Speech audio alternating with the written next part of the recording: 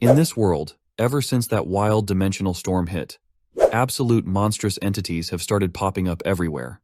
But honestly, that's not even the craziest part of the story. While everyone else is out there grinding their butts off and risking their lives to cultivate primordial energy, our protagonist is having a laid-back life. He's got his hands on a mysterious phone device that lets him play a game and upgrade his character.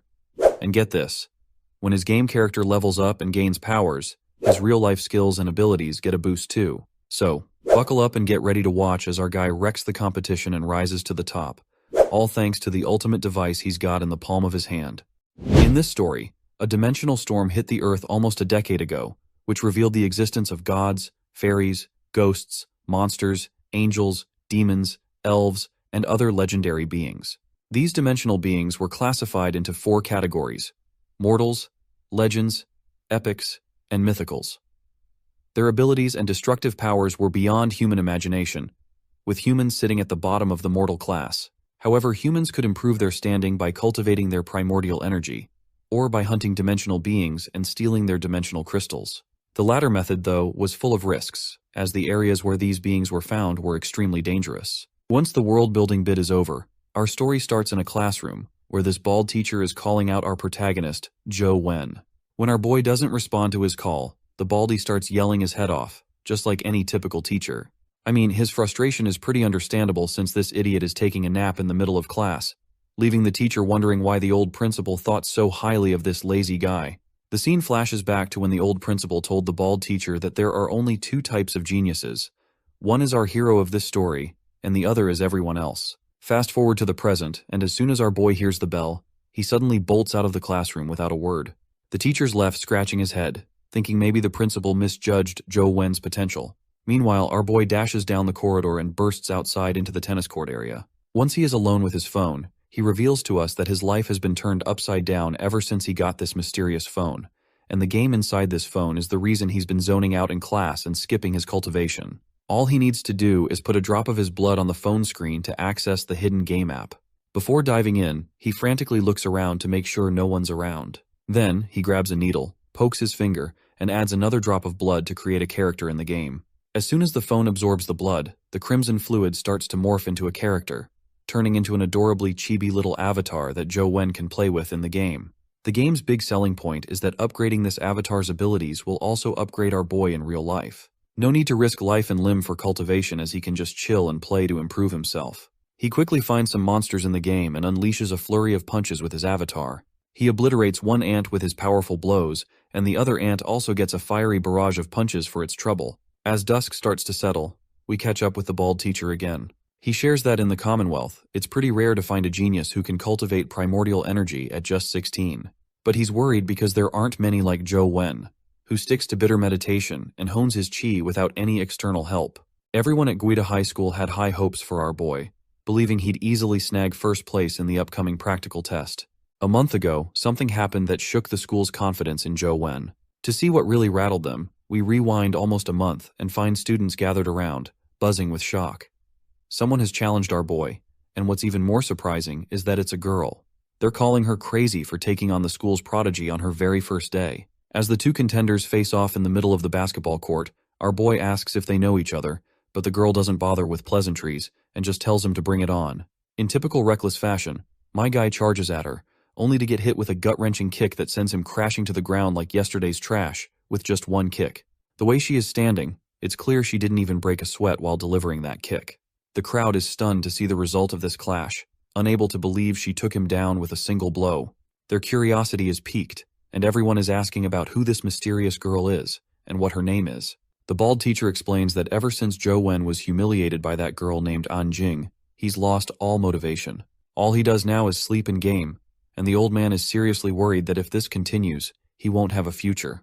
But honestly, the old man might be overthinking things. In our boy's case, if he keeps gaming like this, he might become unbelievably powerful. After finally defeating some monsters, Joe Wen's avatar grabs another explosion crystal, and as he absorbs the crystal, an arcane blue energy envelops him. When the blood avatar absorbs a primordial energy crystal in the game, it actually boosts the player's real-life abilities. Plus, the game lets players see stats that aren't visible in real life. A month ago, our boy's stats were pretty low, but thanks to the game, he's seen a significant boost. If he had only cultivated bitter meditation, He worries that even with years of practice, he might not have progressed as quickly as he has with the game. His only regret is that the crystals he collects in the game can't be brought into real life. If they could, he would have sold even the low-grade ones to rack up enough cash to live comfortably for the rest of his life. As the game continues, our boy finds himself up against another ant, and this one's giving him a tough time. It's a red mutated vigor ant, which is faster and stronger than the usual ones. Juwon knows he can beat it with enough time, but just as he's focused on the fight, he hears footsteps approaching. It's Fang Ruoxi, a hottie in shorts, and our boy feels a surge of anxiety after seeing her around. He doesn't want her to find out what he's playing, and if his secret gets out, he's in big trouble. But abandoning this battle now isn't an option either. He then decides to ignore her completely, trying to appear as just a tech nerd absorbed in his phone. But Fang Ruoxi calls out to him, inviting him to join her team for the final practical test of the graduation exam. As he continues his game, he asks why she wants him on her team. Fang Ruoxi explains that she wants to score high in the combat test and needs strong teammates. Our boy, however, tells her he's not as strong anymore since the title of top student was taken from him a month ago. But the girl claims that he's still the only person at Guide High School she considers worthy of being her opponent. But he tries to remind her that An Jing was the strongest. But Fang Ruoxi reveals that An Jing has already transferred schools.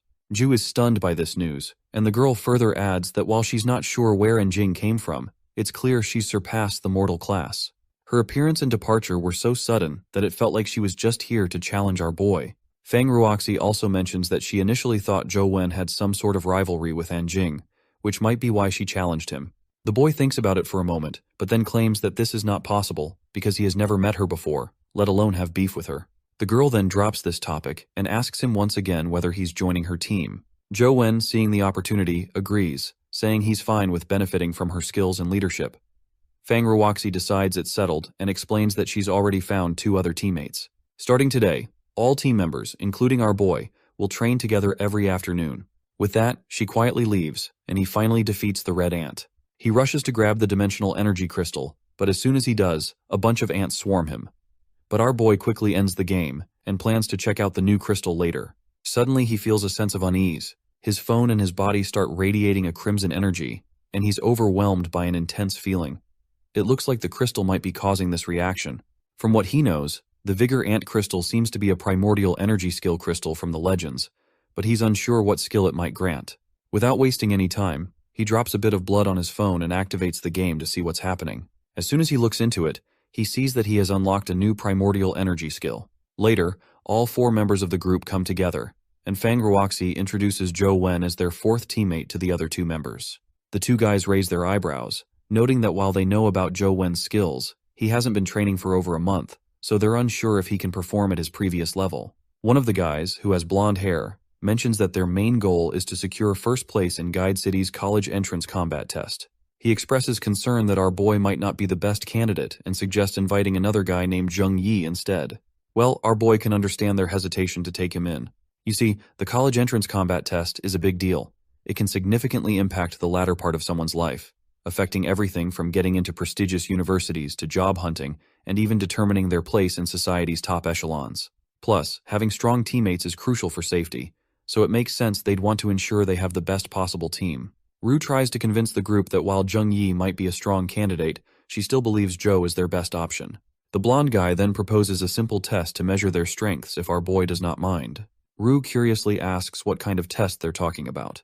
The blonde guy proudly explains that since he himself is the weakest among the 3 of them, Zhou Wen will spar with him. If our boy wins, he proves he's qualified to join the team. If he loses, he's out. Our boy raises a concern about the risks of combat and the potential for injury, suggesting that no one benefits from getting hurt.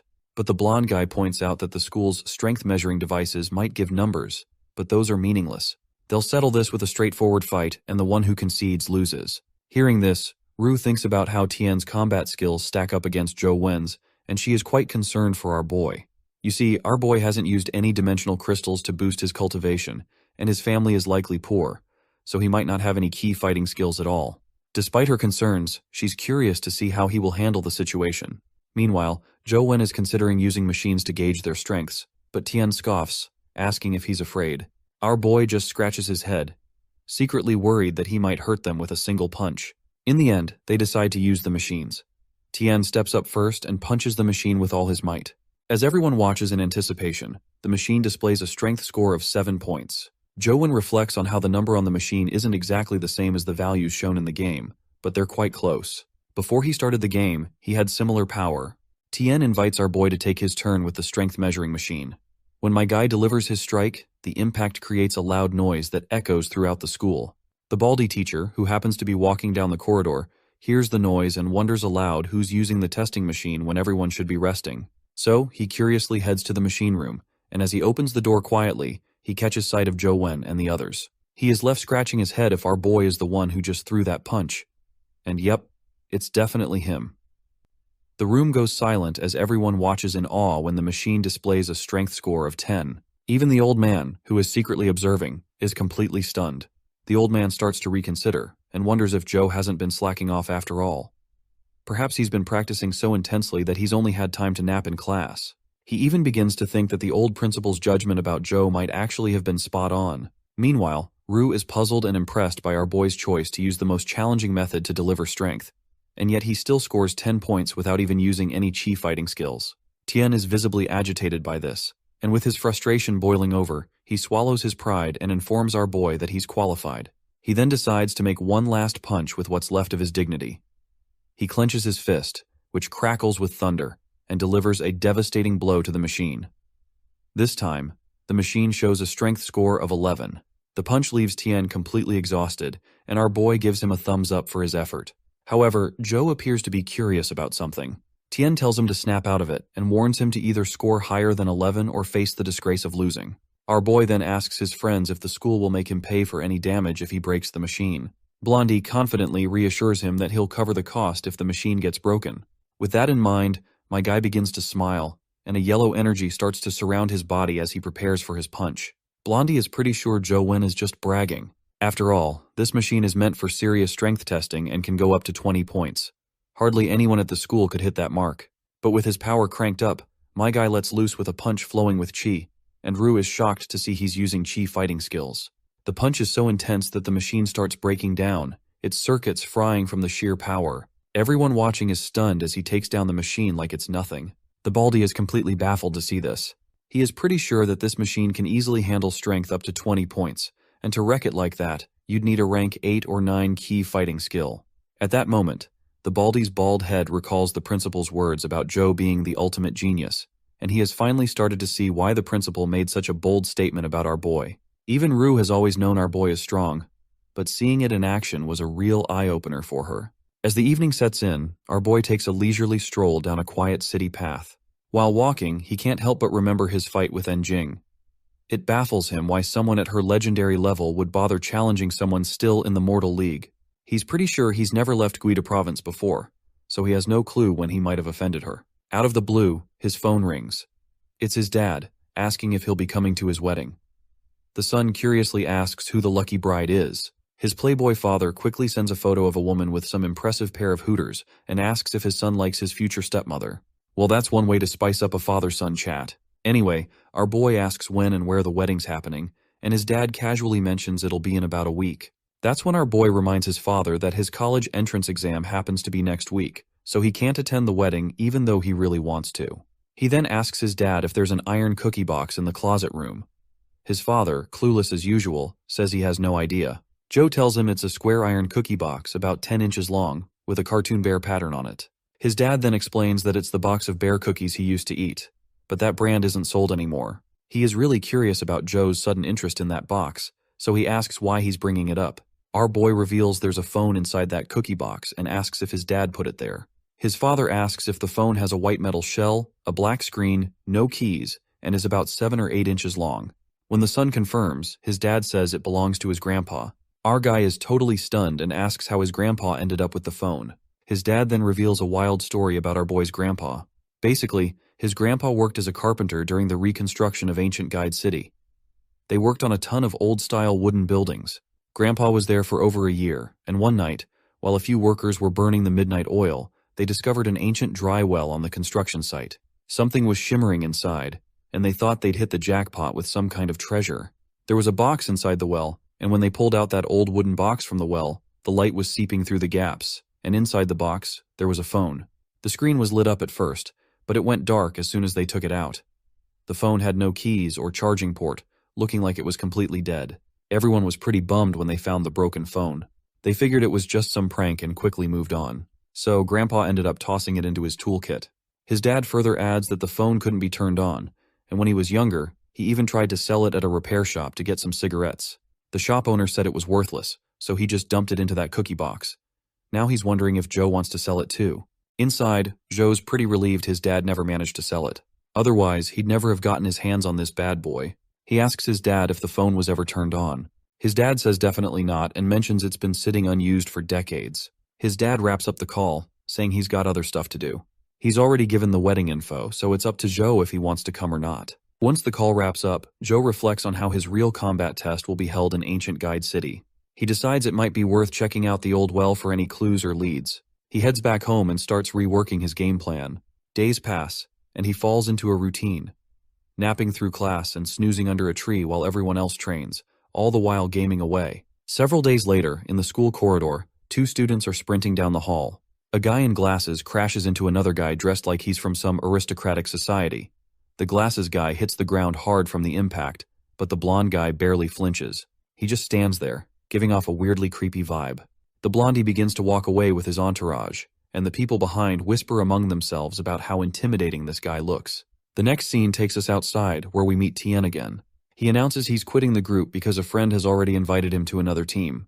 With that, he walks off, leaving our boy wondering if Roxy has a backup plan since the test is right around the corner, and finding a new teammate now is nearly impossible. He calls out to his other teammate, Li Ju, and asks if he knows Tien left the team. Li Ju drops another bomb. He can't team up with our boy either, and asks not to be questioned about why he's quitting.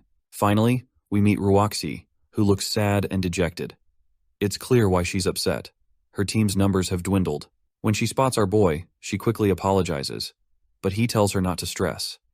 He reveals that he should be the one apologizing because he's the reason everyone is leaving. Apparently there are people out there gunning for him, which is why his teammates left the group. She then points out that she has no clue who our boy has offended, but she's sure that whoever it is holds a lot of power, so he should be careful. He agrees, and they part ways. His mind is racing about the upcoming test, and he's stressed about finding trustworthy teammates in time. Heck, even his most trusted friend Roxy does not want to team up with him anymore, given all the danger he is attracting. As he walks away, the bald teacher calls out to him. Once Joe meets with him, the teacher reveals that Inspector Ang is from the military, and his full name is Ang Tianzuo. He asks if Joe knows him, and our boy confirms he doesn't. The old man finds it odd because if Joe doesn't know him, why would such a high-ranking military officer criticize a high school student by name during his inspection in Guide City? Our boy then asks who this man really is, so the bald teacher breaks it down. The Earth Federation is divided into 4 regions: East, South, West, and North. Inspector Ang is young but comes from a famous family. At just over 20, he's already a senior officer in the East Region military, making him a remarkable figure. The boy then asks if Inspector Ang is trying to target him. The teacher says he can't be sure, but Ang Tianzuo did mention that our boy wasn't a good student, and everyone agreed with him, especially those wanting to please Inspector Ang. Our guy gets furious and asks if a senior officer like Ang doesn't realize how his words could ruin a high school student's life. He then asks if Ang is related to An Jing, the woman he fought a month ago. The baldy says there's a chance, but they shouldn't jump to conclusions. Right now, the most important thing is to find our boy a team so he can sign up for the test. The deadline is the day after tomorrow, so there's no time to lose. His teammates can't be just any ordinary students. The old man reveals that there's a student named Li Xuan in their school. If this student accepts our boy and his team, Baldy believes no one will make things difficult for him. However, there's a condition. Our boy has to do his best to help Li Xuan get a good score, and Li Xuan must have the highest score among the 4 team members. The boy asks if the old man is implying he should give his points to this newcomer, to which the old man agrees, stating that this is his only chance to participate in the match. The boy agrees to the terms and tells the old man to contact Li Xuan for him. After that meeting, Joe then calls his father, asking about Inspector Ang Tianzuo and if he knows him. That's when his father drops a bombshell. Ang Tianzuo is actually our boy's brother. This news hits our boy like a thunderbolt out of the blue. His father explains that Tianzuo is the son of his stepmother. Once his father marries her, Tianzuo will be officially his brother. And as if that wasn't enough, his father also reveals that our boy has a sister named An Jing. It suddenly clicked to our boy why that girl, An Jing, appeared out of nowhere and challenged him in front of the entire school. It was probably just to tarnish his reputation. He quickly asks his dad if those two actually like their new father. In response, the dad claims that they both respect him a lot. After ending the call, the only thing on Joe's mind is why these siblings are trying to mess with him. He wonders if they disapprove of the marriage between his father and their mother. He reflects on how Tianzuo flaunted his authority, tried to block him from joining the exam, and Anjing defeated him with a single hit, all because he's just way too weak to stand against them. Nonetheless, he heads back to his messy, stinky apartment and dives into his game, figuring leveling up is the best way to tackle these problems. After taking down a mutated ant, he gets a special drop, a symbiotic egg. Zhu gets excited to see this, because he knows it's rare for someone at the mortal level to get a symbiotic pet, since most people get theirs at the legendary level. As soon as his blood avatar tries to grab the egg, it starts to crack and hits him right in the chest. Suddenly a voice echoes in his head, calling him master, and pledging loyalty, even saying it would die for him. He feels this intense pain coursing through him, and he quickly sits back on his bed with his head aching like hell. But then, he notices a new tattoo on his hand, and once he checks his mobile phone, he sees he's now got a pet, known as a mutated immense strength ant. This pet can also be used in its symbiotic form as a fist weapon. Excitedly, he covers the windows with curtains for some privacy, and decides to summon his new pet, though he's not quite sure how to go about it. He starts thinking about his pet, and as he concentrates, his hand begins to gather energy. A glove-like weapon starts to form above his hand. It turns out this glove is the symbiotic form of his pet, and is said to enhance the user's abilities. He then decides to summon the mutated immense strength ant itself. As the glove dissolves into mist, the crimson mist begins to shape into the ant. It materializes into a furious but surprisingly cute creature. Our boy is somewhat scared to see this, and not gonna lie, this pet is much larger than I had expected it to be. In any case, our boy decides he'll try riding it some other time, maybe once he's outside. The next day arrives, and we see the bald teacher taking our boy to meet Li Xuan. The old man reveals that Li Xuan is somewhat pretentious, but assures him that he's not a bad guy. Since they're only working with him for the test, there's nothing to worry about. Their car zooms down the highway, eventually reaching a place called the Honorable Royal Health Club. Inside, a servant greets the old man, who tells her they're looking for the second son of the Li family. Hearing this, the servant quickly shows them the way inside. As they enter, it becomes clear the old man wasn't kidding about Li Xuan being pretentious.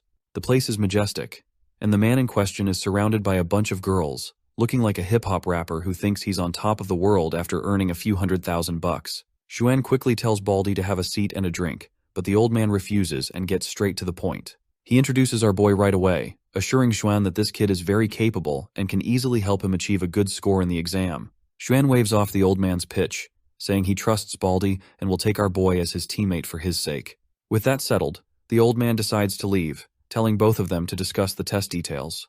Before leaving, the old man turns to our boy and tells him to get familiar with Li Xuan and his team because the test is right around the corner. With that, the old man leaves, and Xuan turns to Joe, claiming he's heard about him and that he's apparently the best genius in Guida High School. Our boy just shrugs it off as a rumor and tells him not to take it seriously. Li Xuan agrees, and points out that it's impossible to have geniuses in a small province like this one. He then reminds our boy that if he were a genius, he wouldn't have been defeated by Anjing with one move. He then tells Joe that he doesn't have to participate in any teamwork training. All he needs to do is follow commands and not cause any trouble. He then offers Joe a challenge. If he can finish an entire bottle of alcohol in one go, he'll let Joe choose any girl he desires from the club. Joe just keeps his eyes glued to his mobile, barely looking up, and says he doesn't drink. It seems this playboy isn't too thrilled with Joe's attitude and starts wondering if Baldy, who begged him to take on this good-for-nothing dude, was worth it. To mess with Joe, Li Xuan tells one of the girls to entertain our boy. The girl calls Xuan a naughty boy for being so mischievous, then starts hovering around Joe. She tries to grab his attention with her big hooters and somewhat average looks, but Joe doesn't take his eyes off his device. As she gets physical and tries to touch him, it becomes clear that our boy is way too busy to deal with this silver-winged mosquito monster. He's doing his best to stay focused, but the woman is persistent and starts to get on his nerves. As she bothers him and forces him to look at her, his game avatar finds itself in trouble. Just before he's about to lose the game, he flings the annoying woman away like a true Gigachad and quickly maneuvers his avatar out of danger. The playboy nearly chokes on his drink, stunned that our boy literally tossed the woman aside just to save his game. Everyone bursts into laughter at the absurdity of it all. It looks like our boy has finally lost his game and isn't feeling too great about it. On the other hand, it seems like Xuan is starting to take a liking to our boy. As night falls, the room is littered with empty bottles and shot glasses. Li Xuan is sound asleep in his bed with his girl, but as we take a closer look, it looks like he is still awake. Meanwhile, Joe is still deeply engrossed in his game, determined to beat the silver-winged mosquito. Despite his efforts, he keeps losing to the pesky bug, and his avatar keeps losing its head to the monster. After playing through the night, all his attempts have ended in failure. The mosquito isn't quite at the legendary level, so it should be possible to take it down. Joe thinks that if he can land a rank 9 power punch, he could really hurt it. But since the punch takes forever to execute, he's wondering if he can mix it with some high-speed move. Since his game character is based on him, Joe figures that if he improves his real-life power punch, the game character will sync up with those gains. He starts practicing his punch, hoping to boost his in-game performance. As Joe trains, Li Xuan sneaks a curious look at him, intrigued by his relentless dedication. He has no clue what our boy is practicing, and the whole 1-inch punch thing sounds like gibberish to him. He shrugs it off, thinking he might have some special skills, but seeing nothing impressive about his moves, he decides to go back to sleep. The college entrance exam finally arrives, and our boy diligently fills out his answer sheet, and we see Li Xuan also taking the exam. Once the exam is over and everyone spills out, it's clear that it was a pretty grueling exam, as everyone looks pretty dejected. A few days later, a bus full of students zooms down the highway, heading towards the ancient Guida city. Decades ago, when the dimensional storm hit, a dimensional crack opened up in the city, transforming it into a realm with all sorts of mutated animals and plants. Troops are stationed in the city, and no one is allowed to enter without a pass, and the real combat test is about to begin in this creepy, transformed city. Once the bus stops and the students get out, Joe notices a lot of soldiers closely watching everything. While he waits for his team members, he looks around and reads a large sign that says, Guida Province. Right next to the sign, there's a small palm-like emblem embedded in the wall that piques his curiosity. Suddenly his phone rings. He's pretty sure it's his dad calling, so he pulls out his phone. To his surprise, it's the mysterious phone he uses to play the game. This phone has never made or received calls before and has never vibrated, so it's strange that it's ringing now. What is even more surprising is that there's a camera app activated. He opens the app but isn't sure what to do with it. Wondering if he's supposed to take selfies, he decided to take pictures of the beautiful landscape before him. The camera on the mysterious phone isn't cooperating, and as he fumbles with it, he accidentally points it towards the palm-like emblem near the Guida Province sign. The phone instantly detects the emblem and, when he snaps a photo, a new app appears on the screen. Well, it seems like it's an app for entering a dungeon in the game. Since he is free for now, he decides to give it a go. And after dropping a bit of blood, his game avatar materializes, and he finds himself navigating through what seems like the Guida city in the game. As he moves forward, he spots a creature from another universe, an adorable skeleton soldier.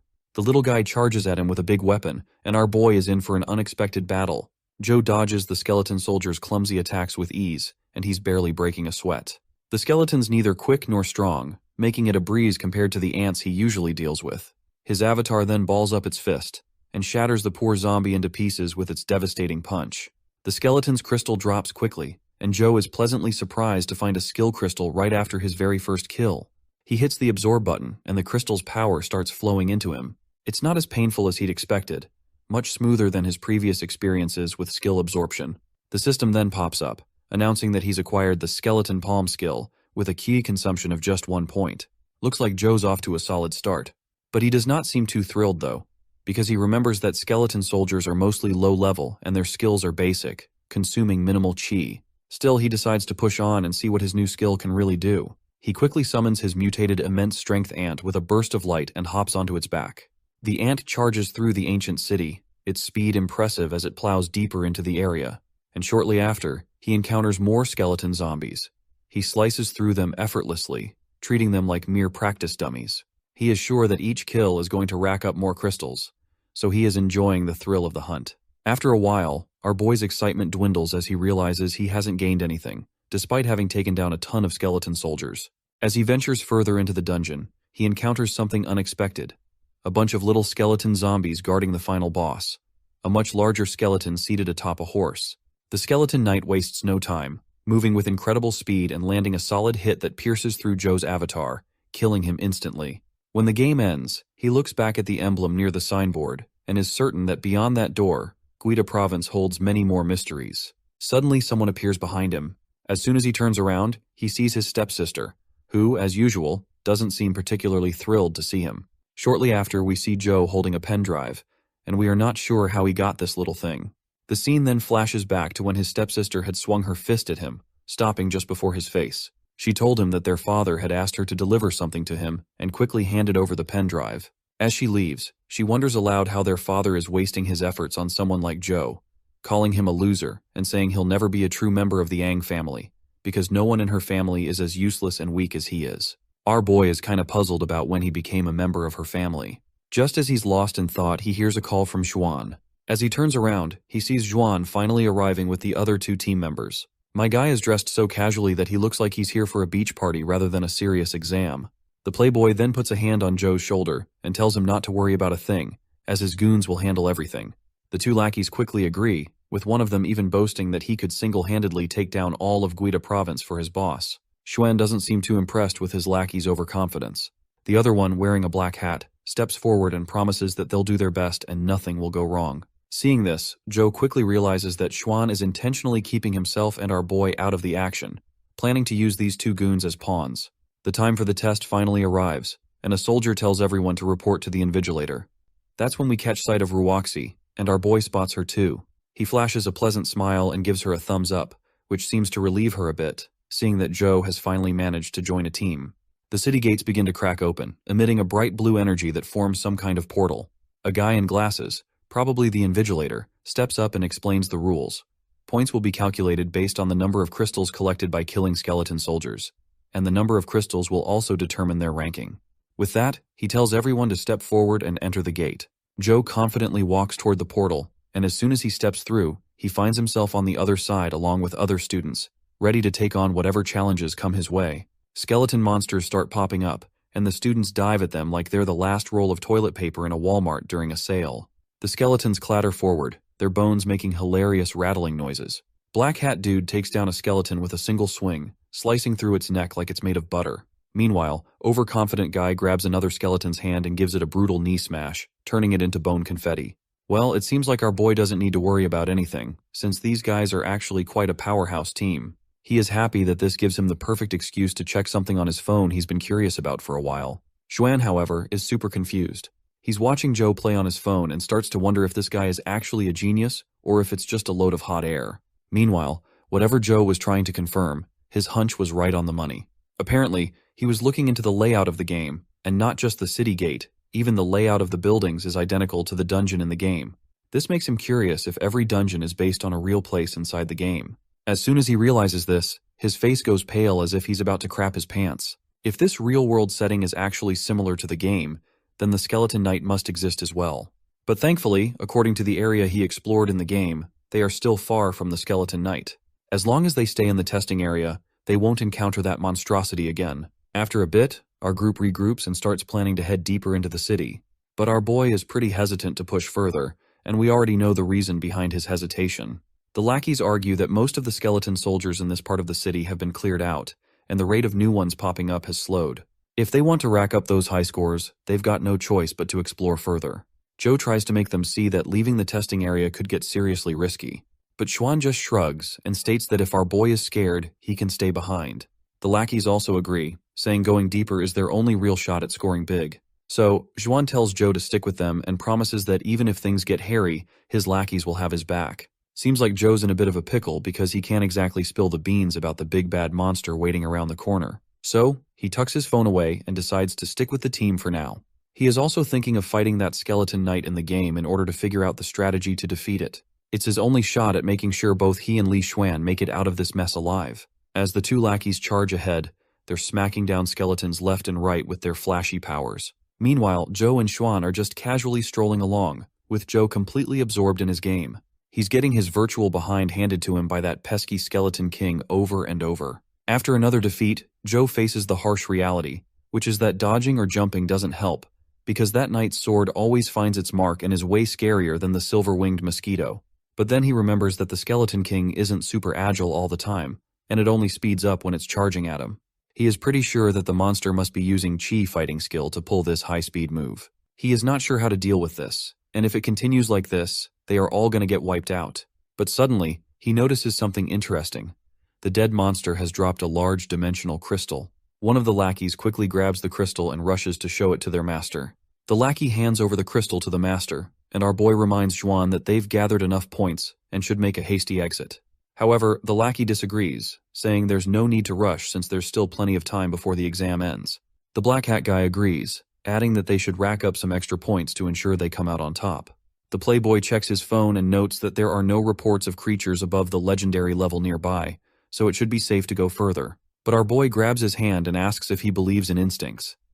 Xuan looks at him, confused, and asks what he's talking about. Joe explains that he always gets a terrible feeling when danger is near, and it has never been a false alarm. Right now, he's experiencing an overwhelming sense of unease about the danger ahead. Of course, one of the goons doesn't take Joe's warning seriously. He lashes out at him, reminding him that he should consider himself lucky to be accepted by his master, and he better not drag everyone down just because of some weird gut feeling. Joe snaps back, pointing out that Guida Province is a small place and no students dare to leave the testing area. Besides, they've already earned so many points that they'll maintain their advantage as long as they keep hunting in the testing area, so there's no need to venture into the unknown. It seems Joe's words strike a chord with Xuan, forcing him to admit that our boy has a point. But suddenly, the black hat guy pulls out a sharp dagger and thrusts it right into Xuan's back. After delivering that cowardly blow, this bastard grins like a cat who just caught a mouse, enjoying his little act of treachery. The blonde lackey tries to step in to protect his master, but ends up getting taken down by the black hat guy too. With a menacing look in his eyes, the black hat guy tells his fallen comrades to just die like dogs. The playboy admits he didn't see that coming, and in an instant his wound heals completely, and he looks at the treacherous black hat guy, asking if he was sent by his brother. The black hat is surprised to see that a playboy like Xuan knows the chi spell, known as Invincible Constitution. Here is the explanation of this ki spell thing. You see, ki spells are different from ki fighting skills or dimensional crystals. They're specific techniques created by humans, each with its own cultivation limits. Invincible Constitution is one of the rare spells that can raise a person's maximum level straight to the epic tier. However, it's said that only virgins can practice this spell, and once they lose their virginity, they must start over from square one. Our boy is skeptical about Xuan practicing this spell, considering he is always surrounded by peachy cheeks to smash. The lackey on the ground speaks up, disappointed that his friend helped Li Mobai work against Xuan. Our playboy also expresses his disappointment, saying he never wanted to compete with his brother for power, so he can't understand why his brother wants him to die. The black hat guy makes a sassy comment that Xuan should blame himself for the fate he's about to face. With that, the black hat guy begins to gather energy into his dagger and throws a green energy slash at our playboy. However, the guy sidesteps the attack with such flair that it's almost unbelievable. Our boy and the other lackey are stunned when they spot a giant snake, known as the explosive scale snake. It becomes clear that the black hat guy is not an ordinary opponent, as no one could summon a legendary level creature like this. Meanwhile, Xuan just stands there like he couldn't care less. He casually explains that legendary level pets can be hatched if someone at that level is willing to pay a hefty price to transfer the creature's symbiotic egg. The scrawny trader looks impressed by all the knowledge our playboy has been dropping, but he quickly picks up his momentum and lunges at Xuan with a dagger. Xuan, however, just grabs the dagger with his bare hands, like it's no big deal. The black hat guy's jaw drops at the sight, because he's clearly not ready for this level of badassery. Our playboy's calm face turns into something straight out of a dark fantasy. With a simple flick, he unleashes a massive energy explosion, sending the scrawny guy skidding across the ground. It's clear now that Xuan's not just some pretty face. He's packing serious heat with his legendary level creature. As he walks forward, crackling with dark energy and looking like he stepped out of a Dark Souls game, the scene is set for an epic showdown. He gives off terrifying vibes to the black hat, who quickly starts retreating like his life depends on it, which it kinda does. But Xuan isn't about to let him off easy. He leaps ahead and starts chasing that guy down. Meanwhile, Joe is also trying to keep up, but they're just way too fast, and he eventually loses sight of them. The lackey behind tells Joe to keep chasing because he's got to help Xuan at all costs. Joe replies, "Yeah, you go ahead, I'll catch up." The blonde lackey gets all huffy, calls Joe a coward, and keeps marching forward, searching for his boss. Joe knows that even if he did chase after them, he wouldn't be much help. Both Xuan and Jiang Ho have legendary level creatures, which he definitely doesn't have.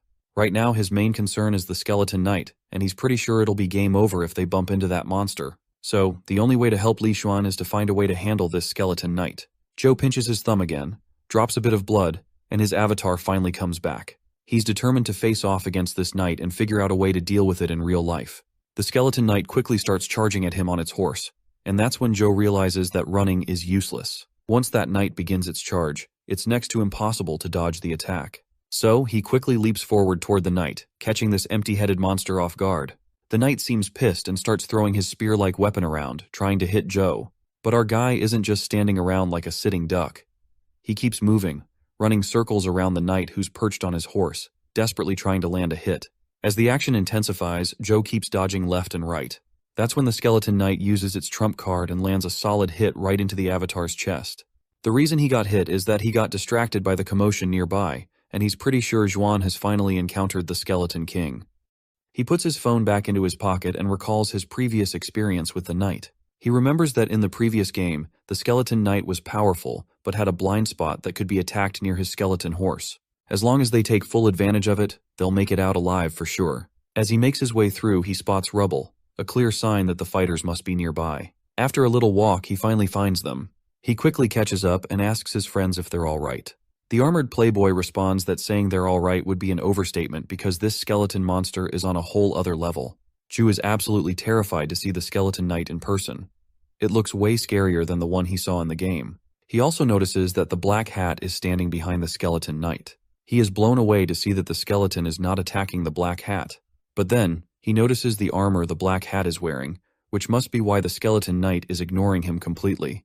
By the way, this black hat dude is Zhang Hao, and Joe finds it really concerning that Xuan's brother must be incredibly rich to afford to equip this black hat dude with so many legendary level creatures. The knight quickly recognizes our party as a threat and starts charging at them on his horse. But the playboy jumps in and tells everyone to stand back, quickly raising his shield before the skeleton can strike. When their attacks clash, there's an explosion of power that sends shockwaves so intense that the guy standing next to Joe gets flung like a mosquito, hitting the floor with a resounding thud. He starts coughing violently, but insists he's fine, despite the obvious pain. As the dust settles, we see the Skeleton King and Playboy locked in a deadlock. That's when the Playboy notices a sneaky attack coming his way, and it's the same explosive snake from Zhang Hao. But Xuan quickly raises his shield, stopping the monster dead in its tracks. Zhang Hao retracts his snake and starts grinning maniacally, saying he's excited to see how Xuan will handle both threats at once. While the Skeleton Knight continues trying to take down Playboy, this cocky goon charges at him as well, making things even worse for Xuan. His armor is starting to crack under the relentless attacks, and it's looking like he's having a really rough time. Joe then asks the Playboy how long it will take him to defeat Jiang if he distracts the Skeleton King for the time being. In response, Xuan proudly claims that it won't take him more than 2 minutes, and he is totally sure of himself. On the other hand, the lackey just laughs inwardly. He's convinced that Joe is just a mortal level, so there's no way he can survive the Skeleton Knight's attacks. If Joe tries to take him on, it's pretty much a death wish. But well, our guy makes a dramatic show of taking off his coat, striking a clear stance, and then leaps right behind the Skeleton King. He casually provokes the skeleton, inviting him to a fight. The empty head falls for the bait, and quickly stands in front of our boy. Without wasting any time, he lunges at him, but our guy sidesteps the first attack. He notices that the attack is pretty similar to what he faced in the game. However, as the horse takes another step, its massive leg shatters the ground on impact.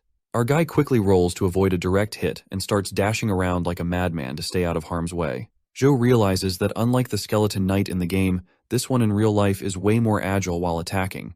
Their back and forth continues, and as the knight keeps trying to tag him, our guy keeps dodging left and right, staying just out of reach. He then balls up his fist and lands a solid punch right into the horse's ribs. But it's clear that his punch is about as effective as a mosquito bite on an elephant. The Skeleton King seems to be having a good time poking at this weakling, while our boy tries to figure out if the skeleton has any weak spots. Meanwhile, the other blondie finally gets to his feet, feeling pretty pathetic because our guy has managed to stall the Skeleton Knight even without a symbiotic pet. Even the black hat dude is totally baffled to see that our boy can keep up with this monster quite easily. Just then, Xuan reminds this black hat that it's unwise to let oneself get distracted. He delivers a devastating blow right to the bastard's face, which sends him flying like a rag doll. Surprisingly enough, the dude manages to regain its footing and challenges Xuan, making it clear that he won't back down unless he's killed or he's taken out his opponent. The back and forth of their blows continues once again, and our playboy is pretty okay if this black hat dude really desperately wants to get killed. Seems like the black hat has finally been overwhelmed, and that last attack by our armored hero finishes the fight, leaving this shithead coughing up blood, and his symbiotic pet also begins to shatter. But well, this dude appears to be really stubborn, and he quickly gets back on his knees and uses his other snake pet to distract Xuan once again. Once the playboy is distracted, this black hat scumbag tries to ambush our boy from behind. At the same time, the skeleton also takes a swing at our boy, but my guy quickly ducks down like a ninja on cocaine and lets those attacks go above his head. Then, Joe balls up his fist and smashes down Black Hat's symbiotic pet with just one powerful punch. It seems like my guy is using his own symbiotic pet as a glove, and as soon as Black Hat loses his symbiotic pet, the skeleton knight quickly thrusts its spear right into the Black Hat's chest. The snake also starts crying in pain, now reduced from a mighty animal to a little gecko. That's when the armored guy steps on the funky, stinky gecko and ends its life altogether. Once that danger is resolved, the Skeleton King begins to transform, finally unleashing its full power. As the monster exudes this menacing aura, it quickly launches an attack at our boy.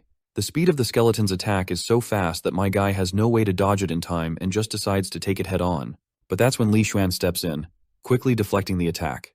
Well, it seems like the attack was so powerful that Xuan ends up taking the brunt of it, and his armor starts to shatter like fragile glass. Seeing this, our boy starts losing his crap, realizing that even the armored guy is finding himself on the edge. On the other hand, the Skeleton King prepares to attack them once again, and both of them quickly start running. That is when the playboy comes up with a plan. Our boy will be responsible for dealing a death blow to the skeleton, and the armored guy himself decides to distract the skeleton.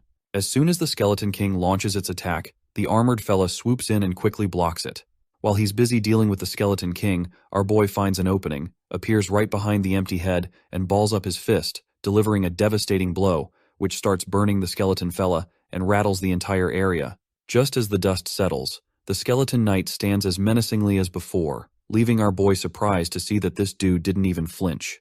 The skeleton quickly tries to strike our boy, but my guy leaps out of harm's way like dodging these attacks is second nature. The armored guy once again blocks the knight's strike head on. My guy then unleashes a fiery barrage of punches that start burning the Skeleton King. The punches are so fast that they create a giant explosion after landing. The knight guy is absolutely boggled that they delivered so many attacks, but this guy is still unfazed. But in the settling haze, we see that the knight is pretty pissed. Our boy also notices a scar on the skeleton's face. As we take a closer look, we see there's indeed a crack in that thick-skulled head. The armored guy quickly figures out what needs to be done, so he flings our boy into the sky, while he himself distracts the Skeleton King with a deadly punch. As the Skeleton King looks up, all it can see is Joe coming down fast. The skeleton tries to swing its sword, but Xuan pushes himself to the limit, pinning the sword to the ground. With the Skeleton King unable to defend, Joe crashes down, delivering a devastating punch right to the top of its skull. The punch is so powerful that the knight's skull finally cracks, causing a massive explosion. Our boy flashes a satisfied grin as the Skeleton King disintegrates into a pile of rubble, leaving behind a crystal, which is a clear sign of victory. Our boy doesn't waste any time and squats down to grab the crystal, but it turns out it's not a crystal at all. It's a symbiotic egg. Well, that's just even better. Nevertheless, Li Xuan just starts walking off as his armor fades away, telling our boy he can keep the egg for himself. He grabs his hoodie, puts it on, and reminds Joe that if it weren't for him, they'd already be dead. So, it's a thank you gift for all of Joe's efforts. But then, he also reminds our boy that his level is too low for hatching a legendary level creature, so he better not hatch the Skeleton Knight's symbiotic egg rashly. The boy nods, and that's when Xuan spots his gauntlet and asks how he managed to get his symbiotic pet. The playboy is suspicious because only with the invincible constitution could someone handle a legendary level creature like the Black Armor Soldier.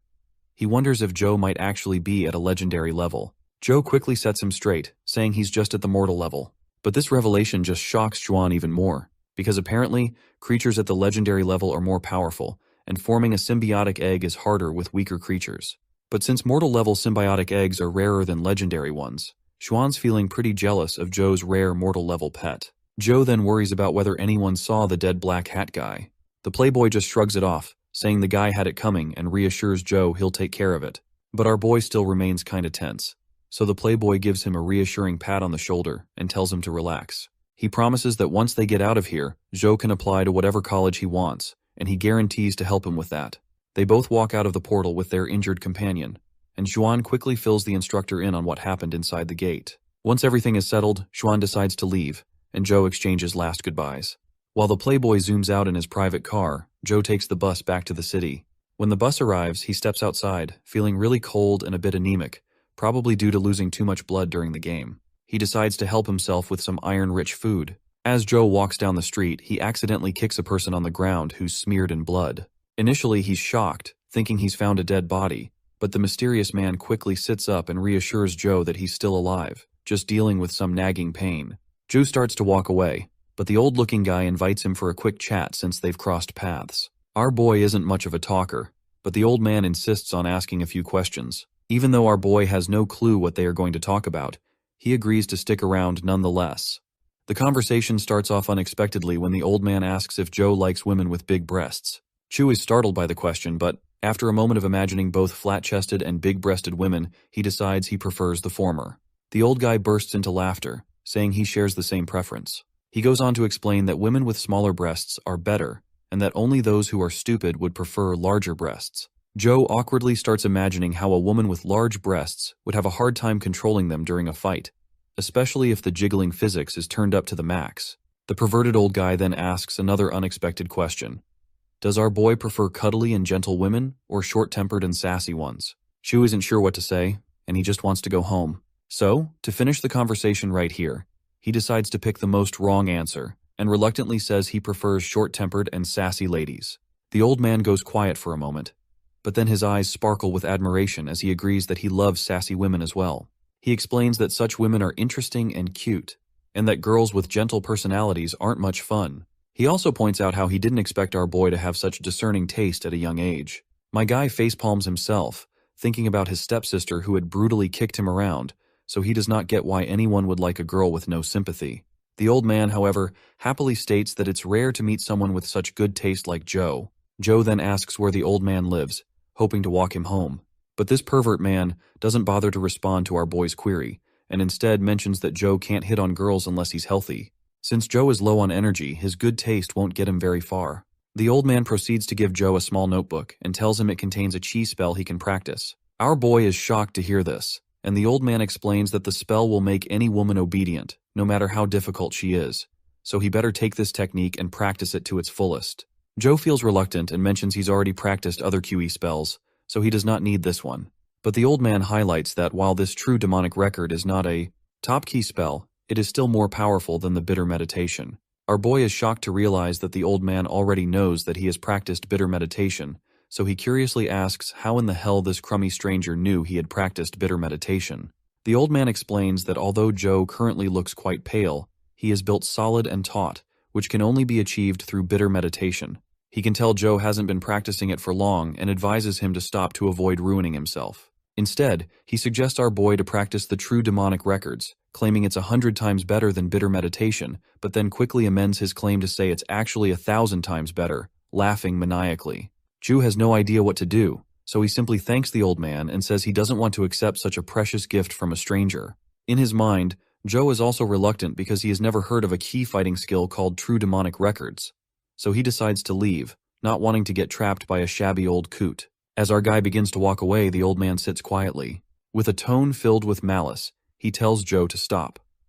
With that command to stop, our boy's next step trembles as he finds himself unable to move forward. His face goes pale, and suddenly, he is dragged back to the same spot he was standing before. The old man, who introduces himself as Jin Daoxian, states that he does not like hearing no as an answer, and that no one who has said it has lived afterwards. The name Jin Daoxian quickly clicks in our boy's mind, and his eyes widened in disbelief. He remembers it's a name recorded in history books, born in the most chaotic time when dimensional storms befell Earth. Jin Daoxian is known as the most ruthless and terrifying man in human history, the devil who drowned the Federation in blood and killed 27 people who were at the epic level, one after another. The old man then asks Joe if he has changed his mind or still wants to refuse the true demonic records. In response, our boy quickly says he will absolutely take it. The old man finds it odd that he agreed to take them so easily and curiously asks if he is bluffing or actually wants it, since our boy had already said before that he would never learn the true demonic records. While my guy does not say it out loud, he admits to himself that he has no intention of learning them. He knows that if he did, he would end up being wanted by the Federation just like this old coot. Jin then decides not to give the true demonic records to Joe, believing that even if he did, Joe wouldn't practice it.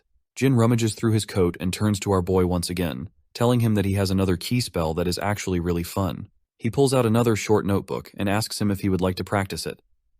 Joe looks sheepishly at the notebook and does not protest like before. The pervert then forcefully puts the notes into Joe's hands and warns him not to refuse this time, or else there might be severe consequences. With that, the old man Jin begins to leave and vanishes into the bustling streets of the city, leaving our boy alone with a lot of questions. As he is standing there, he wonders if he's still being watched by that man.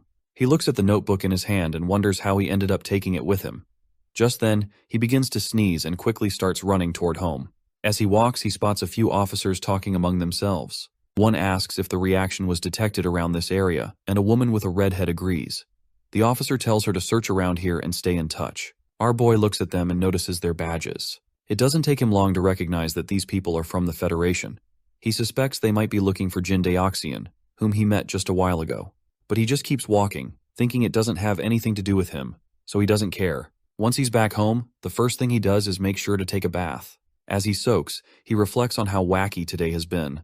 First, Xuan got ambushed by his own friend, and then, on his way back home, Zhou coincidentally came across the legendary devil Jin Daoxian. All he wanted was to get cozy in his room and play his game to the fullest. He then looks at the chi spell notes that Jin gave him and wonders if they will be of any help. Nonetheless, he falls into his bed for some good sleep. Just as his mind drifts into the realm of dreams, he begins to see monsters surrounding him from every side. The dream is so overwhelming that he jolts awake in his bed, utterly sweating profusely. He quickly stands up with his shaky body and begins to puke into the toilet, his head spinning from the intense pain. He has no clue what's going on with him. Suddenly, his eyes fall on the key spell notes that the old man gave him, and he notices some words flashing on the page, which says, Lost Immortal Sutra. He quickly grabs the notes and thoroughly scans them from all angles, but he finds nothing unusual.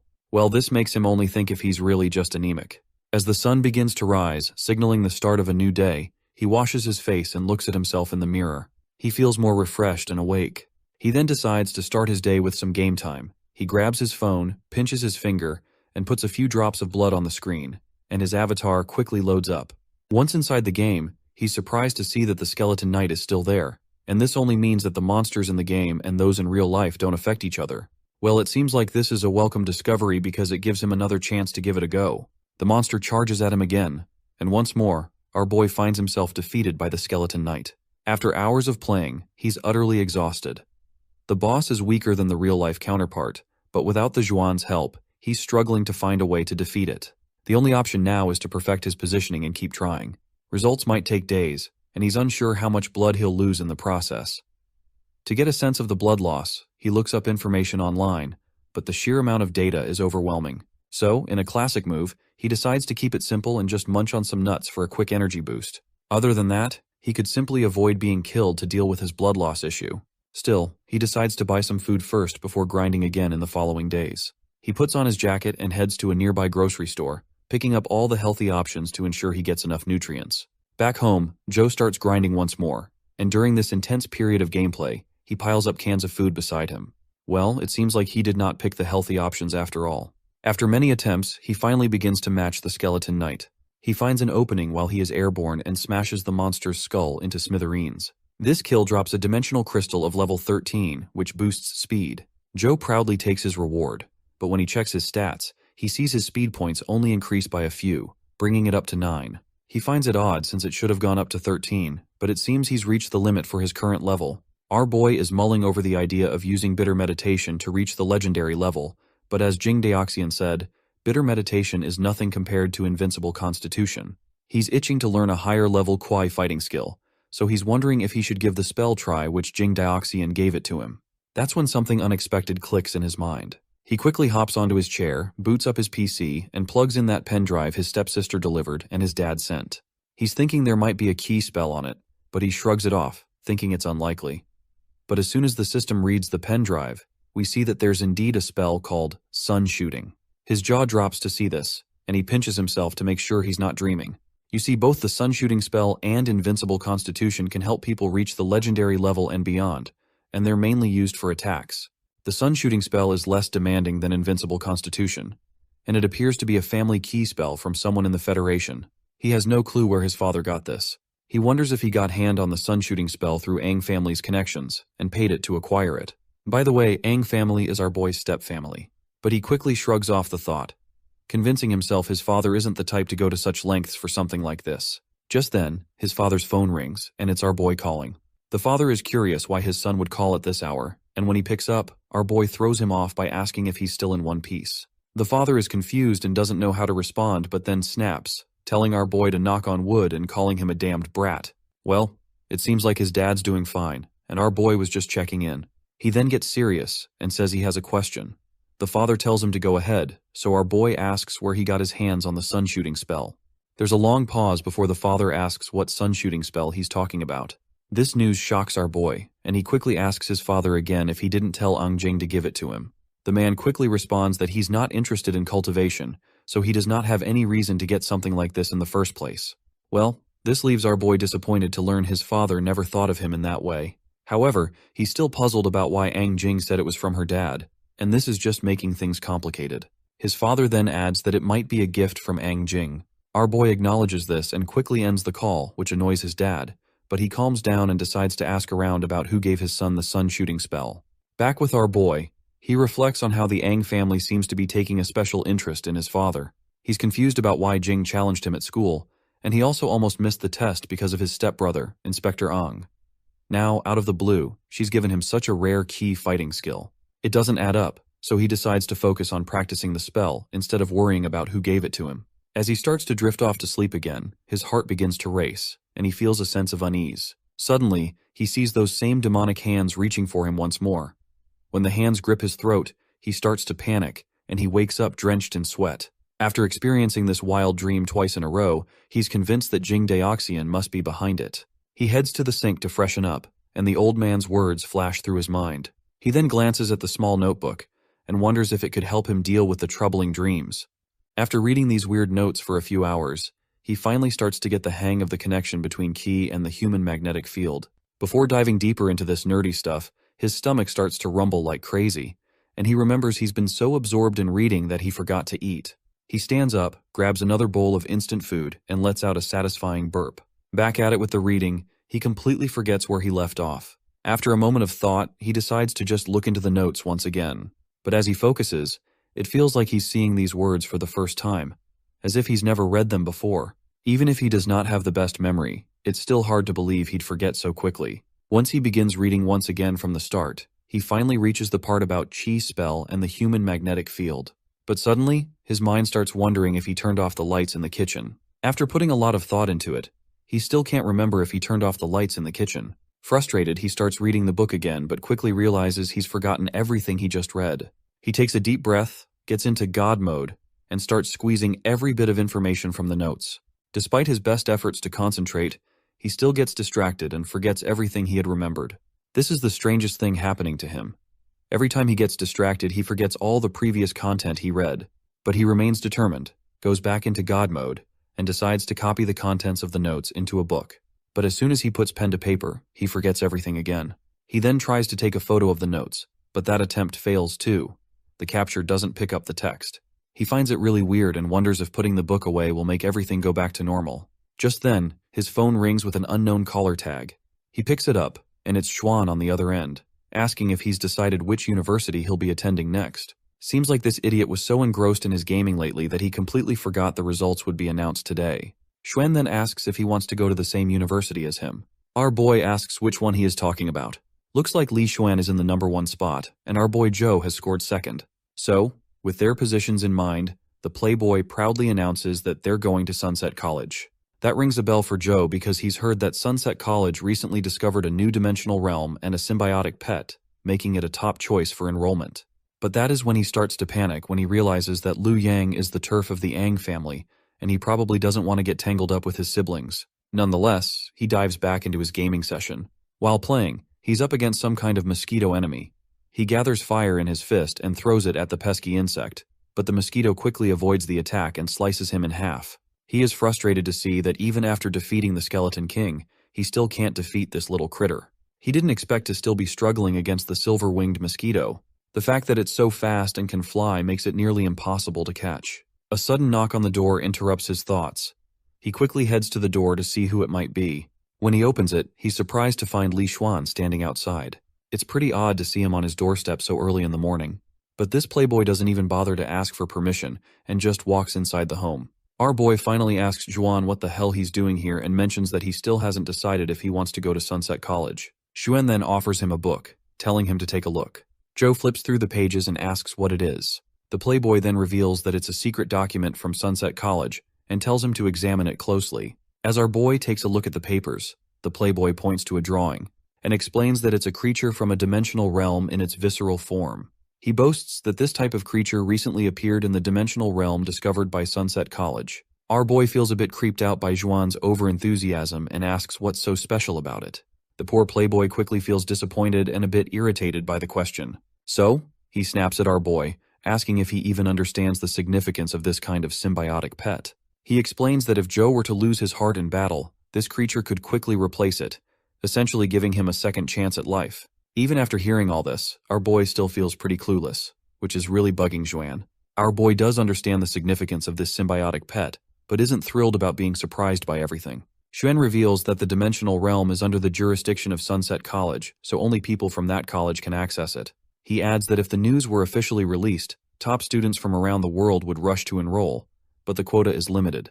Hearing this, our boy's interest is finally piqued, and he quickly agrees to go to Sunset College. Xuan then mentions that there are rumors the Ang family will also be attending Sunset College.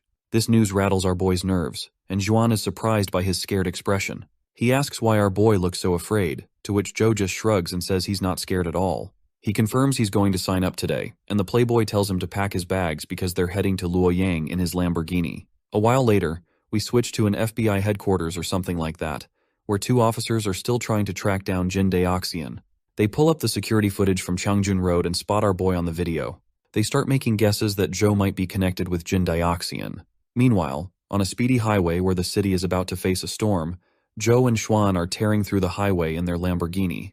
Joe's having a blast, but he's also worried how this journey is going to take a lot of time, because they will have to bypass all of the areas near dimensional realms. He also thinks about the challenge his game is posing.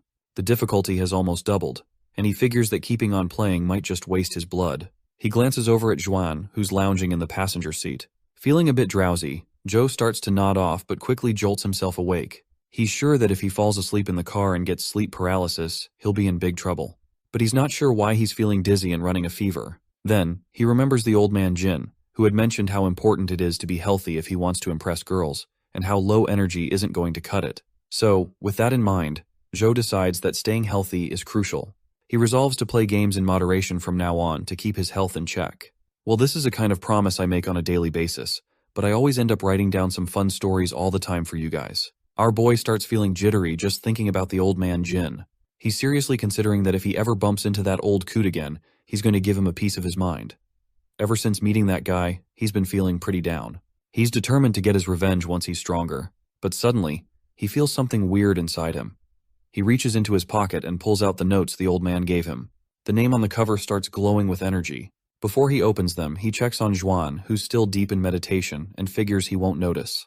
Plus, he's bored, so reading the notes might be a good way to kill some time. As soon as he cracks open the notes, words start popping out, and yellow energy begins to swirl in the middle of his chest. After a while, those notes of Lost Immortal Sutra have vanished, and as he opens his eyes, he looks at his empty hand, and he's totally confused about what just happened. He thinks about if this was a dream. He wonders if this is a dream, but as he closes his eyes again, he suddenly finds himself standing in the middle of an enchantment circle, but he is jolted awake once more. It looks like since he finished reading the Lost Immortal Sutra, all that energy has cultivated inside him. When he checks his system stats, he finds that his QI spell has changed to Lost Immortal Sutra. He starts to concentrate, and a flash of light sparkles in his hand once again.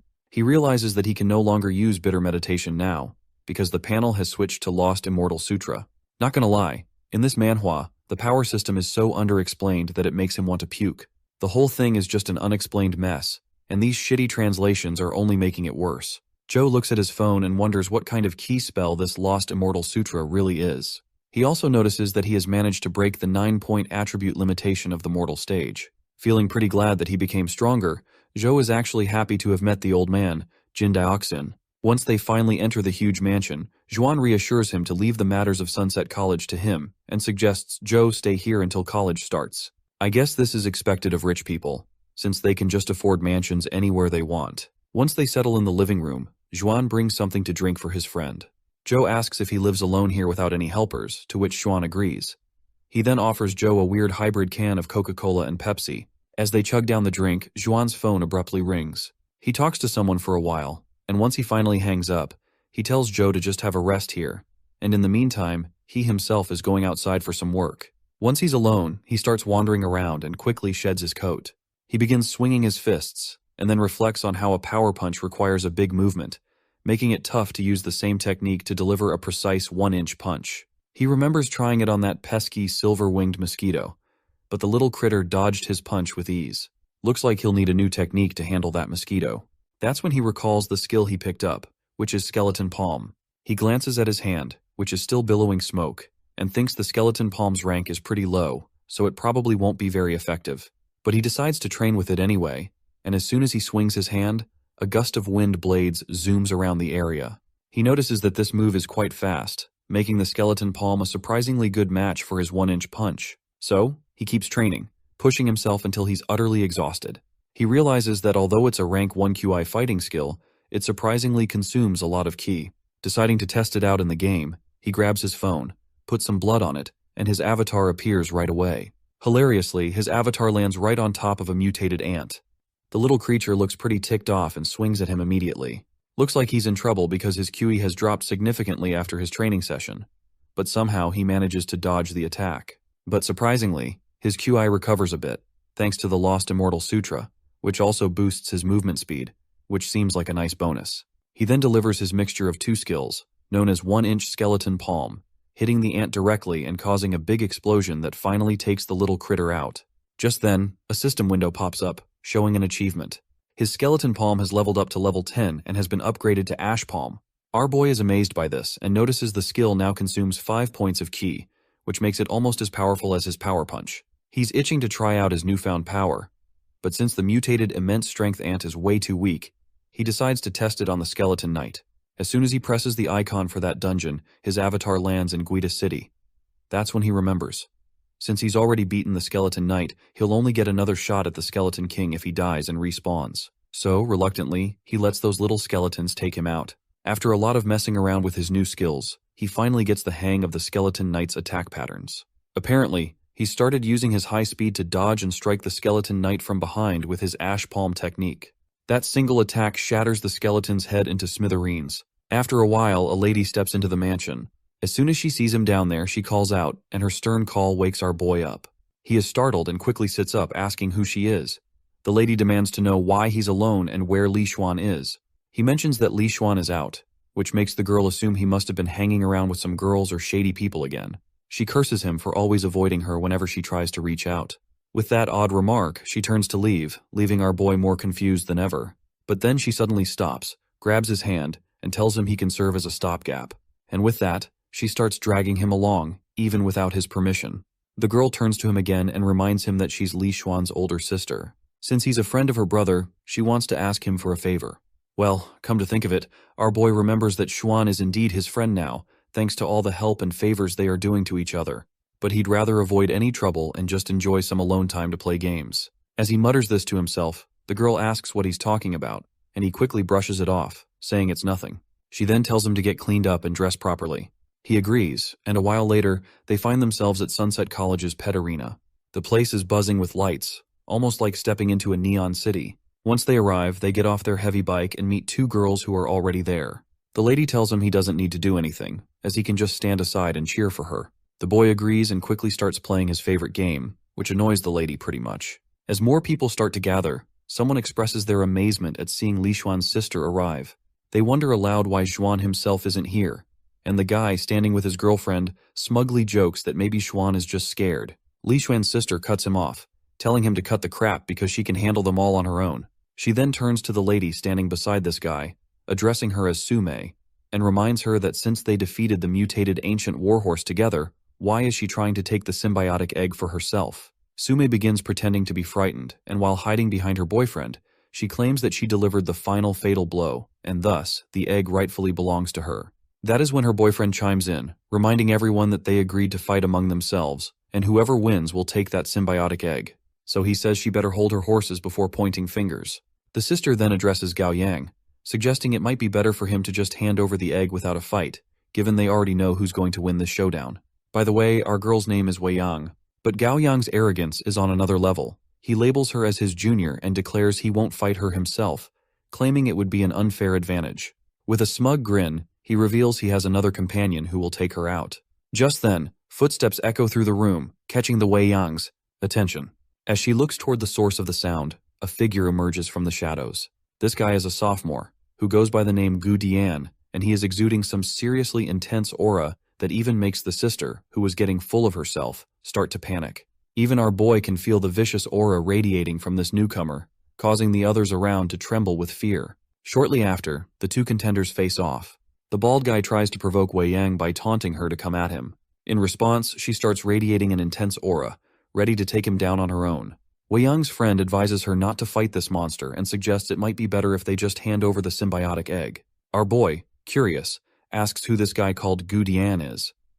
The terrified girl quickly explains that he's known as the devil in school. She adds that there are rumors he once beat up a senior on his very first day of school. With his curiosity fully piqued, he starts to wonder if this big guy is really as strong as they say. He has also started to feel concerned for Wei Yang as well.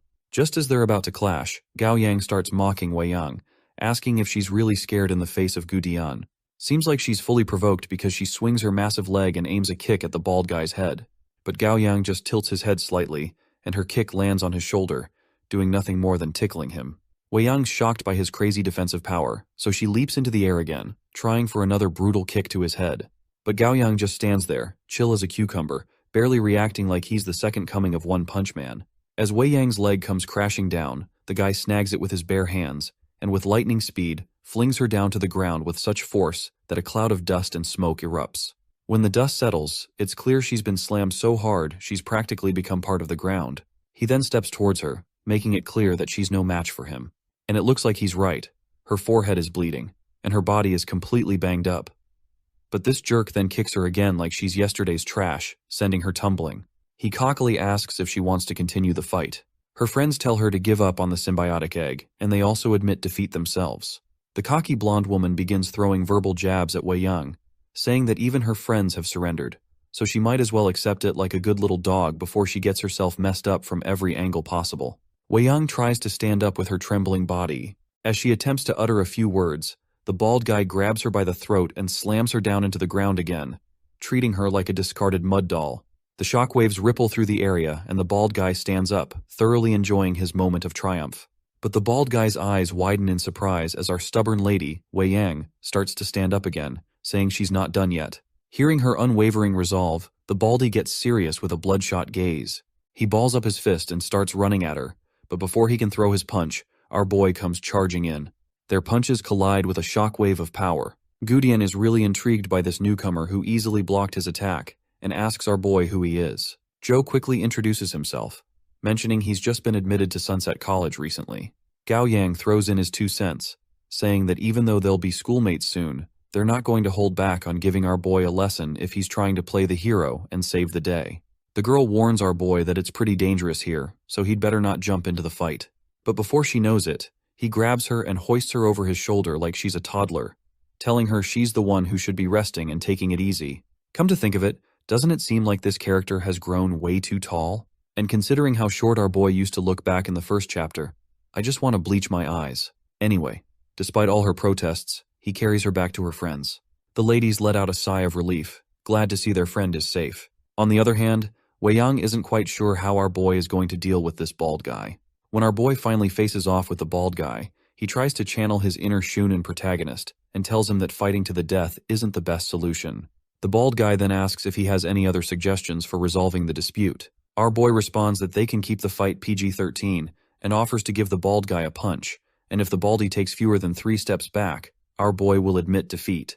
Gu Dian gets annoyed by what he sees as a meaningless tactic, so he starts radiating a menacing aura and tells our boy to bring it on already, and not waste his time. Xiao remains unfazed, however, and warns the baldy that his punch is pretty powerful, so he might want to save his teeth.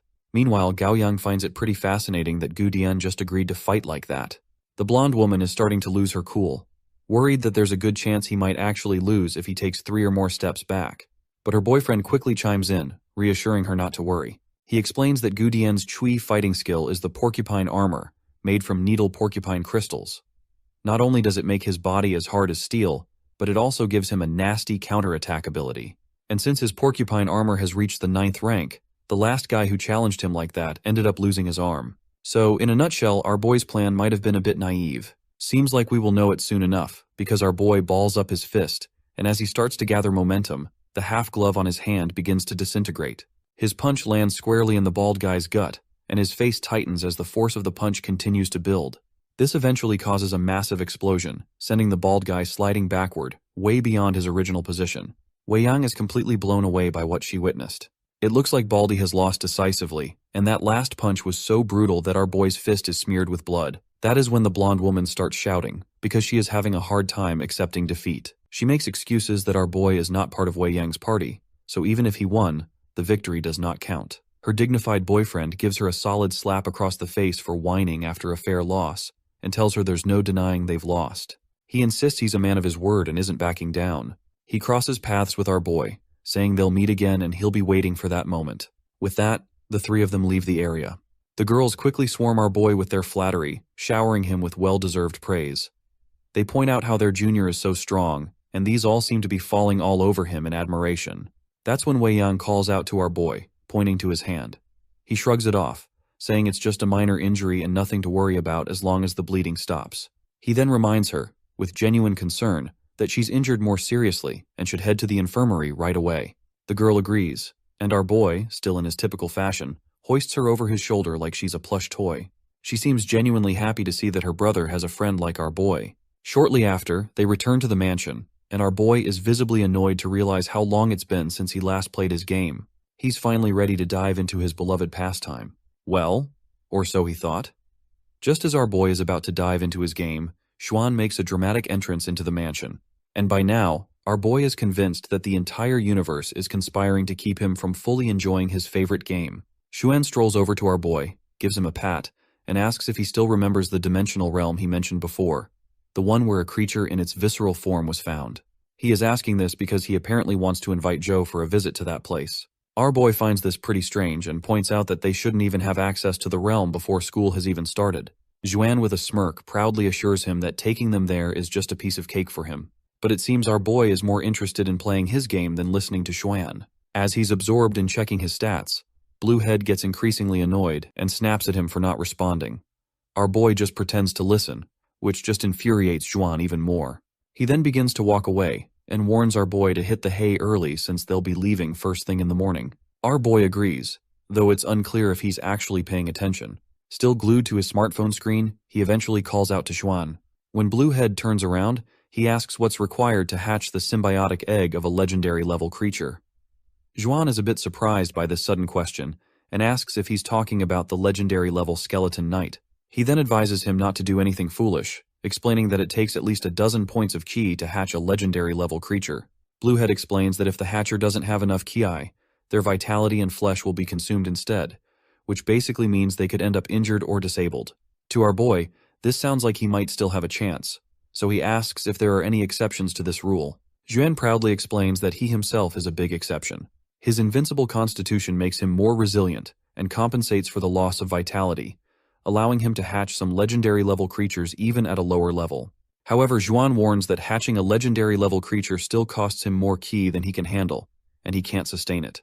He advises our boy to give up on the idea unless he's prepared to risk death. Once he's in his bedroom, our boy reflects on how he wouldn't fear death if it were in the game, but since he's dealing with the symbiotic egg in real life, things are trickier. He then gets an idea. Since the phone unlocks dungeons based on real-life locations, he quickly snaps a photo of the egg. The egg starts to disappear from his hands as the system announces that it's been stored in the storage. Now that it's inside, he finally has the option to either hatch or accept a fusion. Although he's unsure what the accept a fusion option means, he taps it anyway like a curious cat. The next system window appears, stating that the mutated immense strength ant has been detected, with a fusion rate of 47%, and asks if he'd like to fuse with the symbiotic egg. Without a second thought, our boy presses the yes button with his chibi little avatar hands, and the fusion process begins. Since he already knows that with his current ki, he might not be able to hatch the skeleton knight anyway. So, he decides to see what the mutated immense strength ant will be like after fusing with the legendary level symbiotic egg. Once the evolution process finishes, he anxiously checks the stats. To his surprise, the pet is still at the mortal level, even though it's fused with the legendary level egg. The little critter now has an innate skill called Skeleton Pierce Attack, rank 10. He hopes it might be strong enough to take on the silver-winged mosquito. So, He jumps into the game, and just as the mosquito comes crashing down, he quickly summons the skeleton ant and commands it to stop the mosquito. His friend quickly uses the skeleton pierce skill, and spikes start popping out of the ground, aiming to hit the flying mosquito. Despite hundreds of sharp needles shooting up, they're not enough to stop the pesky bug. The mosquito zips past every needle and goes straight for our boy. Seeing that critter heading his way, our boy balls up his fist and delivers a devastating blow, only to hit the bare ground. And after he misses his chance, his avatar is once again slashed into 2 equal pieces. This is yet another defeat he has to face, which leaves him thinking about this crazy skill this critter is always using against him. The next day arrives, and our boy is feeling quite anxious about seeing his ride. He asks his friend again if they're really going to ride it. The friend flashes a pleasant smile and assures him they definitely will. He explains that it's a legendary level jade-eyed white tiger and that he went through great pains to hatch it. As they both hop onto the tiger, it takes off with such speed that our poor boy starts leaking blood. He thinks to himself that a car ride would have been way more comfortable. Once they hit the city, Xuan swipes his card through a scanner, and a soldier waves them through. They hop into an elevator that takes them further down into an underground facility. That's when they learn that Luoyang was once the capital of 13 countries. After the dimensional Strom got involved, the whole region sank and is now connected to a mysterious underground world. So this place is also called the Underground Buddha City. When they finally reach the bottom and the elevator doors open, they're greeted by a bustling scene. A horde of people is wandering around like it's a tourist hotspot, with vendors setting up stalls and peddling their goods. Our boy curiously asks if this is really a dimensional realm since it's hard to believe students would set up stalls here. Xuan explains that the army has cleared the perimeter to keep people safe at the entrance, but it's just that what they're selling isn't very impressive. However, he proudly adds that he has an exploration map used internally by the army. Joe isn't surprised, since he knows that there's nothing this playboy can't afford. As they continue walking, Xuan explains that there's supposed to be an underground lotus pond where the Buddha heart lotus resides. While strolling, Joe spots that palm-like shape again. He quickly snaps a photo, and another app appears on his phone, which is a clear sign that this place is also a dungeon in the game. He tells our boy to quit taking photos and just catch up with him. So, the two of them keep strolling, and after quite a bit of walking, they finally arrive at a jaw-dropping sight, a massive pond overflowing with lotus flowers. Xuan points out that this is the Buddha heart lotus, and it turns out there's a creature whose symbiotic form is the heart of the lotus. Our boy wonders why these lotus flowers can't just grow near the shore, making it easier to grab one. Also, why can't they just swim there to grab one of the flowers for themselves? Xuan bluntly explains that the water in the pond is so corrosive it dissolves flesh. Anyone who tries to wade in will end up as a skeleton, so it's a strict no-go zone. Just then, someone else crashes their party. This newcomer is sporting angelic wings, and once he finally stops in midair, he further adds to our duo's conversation that the only way to reach the flowers is if you can fly over the toxic, acid-filled pond. Almost instantly, those normal-looking flowers react to the threat. The delicate petals transform into blade-like projectiles and shoot straight for the guy in the air. But the winged man is quick on his feet. He summons his sword and meets the flower head-on. With a powerful slash, he cuts down the flower, causing its petals to rain down like blood. Our boy is amazed by the display of power. Xuan even mentions that this is to be expected from the Luo family, who are known for their exceptional swordsmanship. He adds that this guy with wings, known as Luo Xuan, isn't even that powerful. Despite saying this, our greedy playboy just can't tear his eyes away from those impressive wings. He's feeling a bit envious and thinks to himself how amazing it would be to have a flying symbiotic pet. He then asks our boy if they should explore somewhere else since there might be other dimensional creatures around. He also points out that this area is so strange it's been listed by the army as one of the unknown dangerous zones. Our boy curiously asks what he means by dangerous, and Xuan shows him his phone screen. It highlights how many army personnel have died exploring this area, not from attacks but due to sudden organ failure. For safety's sake, Xuan advises they should make their decisions wisely. Just as they're about to move on, the swamp starts bubbling up. A massive lotus flower emerges, adorned with Buddha faces all over it. Looks like they've finally found the threat they were trying to avoid. The Buddha lotus flower quickly reacts and prepares for battle. The man in the air quickly summons one wing, turning it into a winged pony.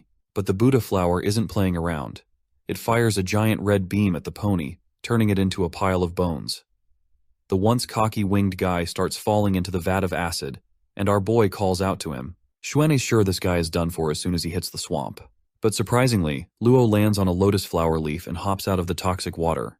Xuan realizes that this dude's QI fighting skill is something like a lightness skill, but he's still pretty far from the shore. Xuan turns to our boy, asking what the hell he's doing. It turns out, our boy is trying to put his symbiotic pet gauntlet into the toxic water. Surprisingly, the water can't harm his weapon. The acid only burns flesh. With his plan set, our boy pulls his hand out of the toxic water, sets his symbiotic pet down into the acid, and stands ready. Xuan asks what he's up to, and Joe simply says he's going to help the man stuck in the swarm. Meanwhile, Luo is leaping around to avoid the acid, but there's no solid ground left to hop anymore. His only option seems to be touching the acid, and to make things worse, the Buddha Lotus shoots another laser beam at him. Just as it seems like Luo is done for, the swamp water starts to bubble, and our boy's skeleton ant pet emerges. Luo is a bit startled by the appearance of another creature, and the ant quickly moves through the air, intercepting the laser beam and taking the hit directly. Being a skeleton, the ant is unaffected by the acid or the lasers. Luo manages to find a platform to land on, which is of course none other than the back of Joe's ant. Our boy then commands his skeleton ant to retreat. The ant's eyes start shimmering, and it quickly begins marching toward the shore. The Buddha Lotus flower shoots its lasers, but the attack is as effective as duct tape on a spaceship window. The ant picks up speed and eventually reaches the shore. Standing there like a cool guy, our boy watches as Luo Xuan hops from Ant's back. Once he touches the solid ground, he asks our boy his name, and that is when Zhou Wen introduces himself. Luo thanks him for his help, but Zhou tries to downplay it, saying it was nothing. However, Luo insists on showing his gratitude, promising to repay our boy for what he did today. Meanwhile, Xuan is completely blown away by the skeleton ant and quickly asks what in the world this pet is. Zhu responds that it's a skeleton ant. Xuan is seriously impressed, and he is further blown away that not only is the ant immune to the acid, but it also handles the flower's attacks like a champ. He tells our boy to send the ant into the swamp to see if it can take down the monster. He is confident the flower must have something valuable, so challenging the monster is worth the shot. But our boy, however, suspects it's no ordinary mutated Buddha Heart Lotus. He thinks it might be another legendary level creature, and since this is real life, he doesn't want his skeleton ant to get killed. Joe quickly recalls his aunt, and Xuan asks why he's so scared, pointing out that it's just a symbiotic pet, and that defeating the monster could yield something much more valuable. But my guy makes it clear that he's not willing to gamble with his skeleton ant, and with that, he starts walking off. Once they return to their mansion, we see that this playboy is visibly disappointed. He's frustrated that he wasted 2 entry passes and didn't find anything worthwhile. He worries that tomorrow, everyone will hear about the giant Buddha Heart Lotus flower, and someone else will beat them to it. Holding his phone, Zhou tells his friend that he's heading back to his room and asks for the map of Buddha City, which might come in handy someday. Xuan hands over the map, and Zhou happily retreats to his room, leaving the playboy wondering why he seems so pleased. Once he is in his room, he smears his phone screen with blood, causing the Lotus Flower app to boot up. He finds himself in the underground Buddha City dungeon, surprised to see a multitude of Buddha Heart Lotus flowers carpeting the water all the way to the shore, unlike in real life. However, the giant lotus flower is still nowhere to be seen. Shrugging off the disappointment, he decides to proceed with defeating monsters in the dungeon. Meanwhile, back in reality, the Buddha Heart Lotus flower has awakened once again. Other players, having heard rumors and stories from their friend Lu Xuan, are now eager to take down the flower. The lackeys of the main guy are pretty impressed to see their boss call in his top-tier legendary creature, a golden-eyed hawk, to deal with the flower. The cocky boss, with a dramatic adjustment of his glasses, sends his golden eagle to attack the Buddha Heart Lotus flower. Back in the game, Zhou Wen is dodging lasers with slick moves while cutting down lotus flowers left and right. His skeleton ant is also in action, delivering a final strike to a flower and causing it to drop a crystal. Seems like he finally gets something valuable after slaying so many creatures. He examines the skill crystal and realizes he hasn't heard much about the Buddha Heart Lotus's key fighting skill. Given the lotus flower's attack style, which seemed to involve hidden weapons, he decides to absorb the crystal. As he absorbs the crystal, he notices its effects in real life. The warm sensation he feels is completely different from the pain he experienced with his power punch absorption. This new warmth indicates a new, intriguing power, and he begins to consider how this might enhance his abilities. As Zhou Wen's heart feels relaxed, as if it's being touched by heavenly waters, the system flashes a notification. New skill acquired. Meditation rank 7. It's a strength-based skill he wasn't expecting. Curious about its effects, he concentrates, and a blue aura surrounds him from all directions. However, after a short while, he's disappointed to find that the only sensation he feels is a warm, comforting one. There's no immediate sign of the skill's power or impact. He thinks about his friend Li Xuan, and realizes that even he might not fully understand the chi fighting skill of the Buddha Heart Lotus, which is likely why he never mentioned it. In the game, Zhou Wen gets caught off guard by a surprise laser attack, but manages to block it just in time. His excitement bubbles over when he sees that there's a Buddha heart lotus monster in the game, just like he hoped. He eagerly commands his skeleton ant to go in for the attack. The skeleton ant leaps into action, while the Buddha heart lotus counters with red laser energy blocks. But these lasers barely make a dent in the ant. As the flower starts to sink back into the water, our boy grins, thinking the flower is running scared. So he tells his ant to finish it off. Just as the ant is about to strike, the flower's giant jaw snaps open, full of sharp teeth, and swallows the ant whole. My guy's grin fades, and his confidence shatters as he realizes the flower had a sneaky trick up its sleeve, leaving him feeling frustrated and tricked. Since he can't do much and can't get close to the swamp without his skeleton ant, he decides to head to the restricted zone Li Xuan mentioned. Even if he dies, he figures it won't be a big deal, since he kind of wanted to die and get respawned anyway. With that thought in mind, he starts walking into the restricted area. Once inside, he finds himself in a rundown place with flowing water and old Buddha statues. As he climbs the stairs, he thinks it's a really strange place, and he hasn't encountered a single monster on his way here. But suddenly he notices something and realizes the restricted zone is just ahead. This place turns out to be a small Buddhist temple. Well, he's not so sure about this small part, because it certainly doesn't look small at all. He starts taking his steps, but after just a few steps, the game is over. It's a bit of a huh moment for him since he didn't even realize when he died. He smears his screen with blood again and tries running inside the temple, but once more his avatar's body begins to twist. Before he knows it, the game is over again. This time he notices that when the character died, the internal organs seem to twist slightly. He remembers what Li Xuan said about those soldiers. There were no visible injuries, and everyone inside died from organ failure. So, it's clear now that even the military couldn't handle this situation. After so many failed attempts, he throws his phone away and decides to go back to sleep. The next day finally arrives, and the first thing we hear is hearty laughter.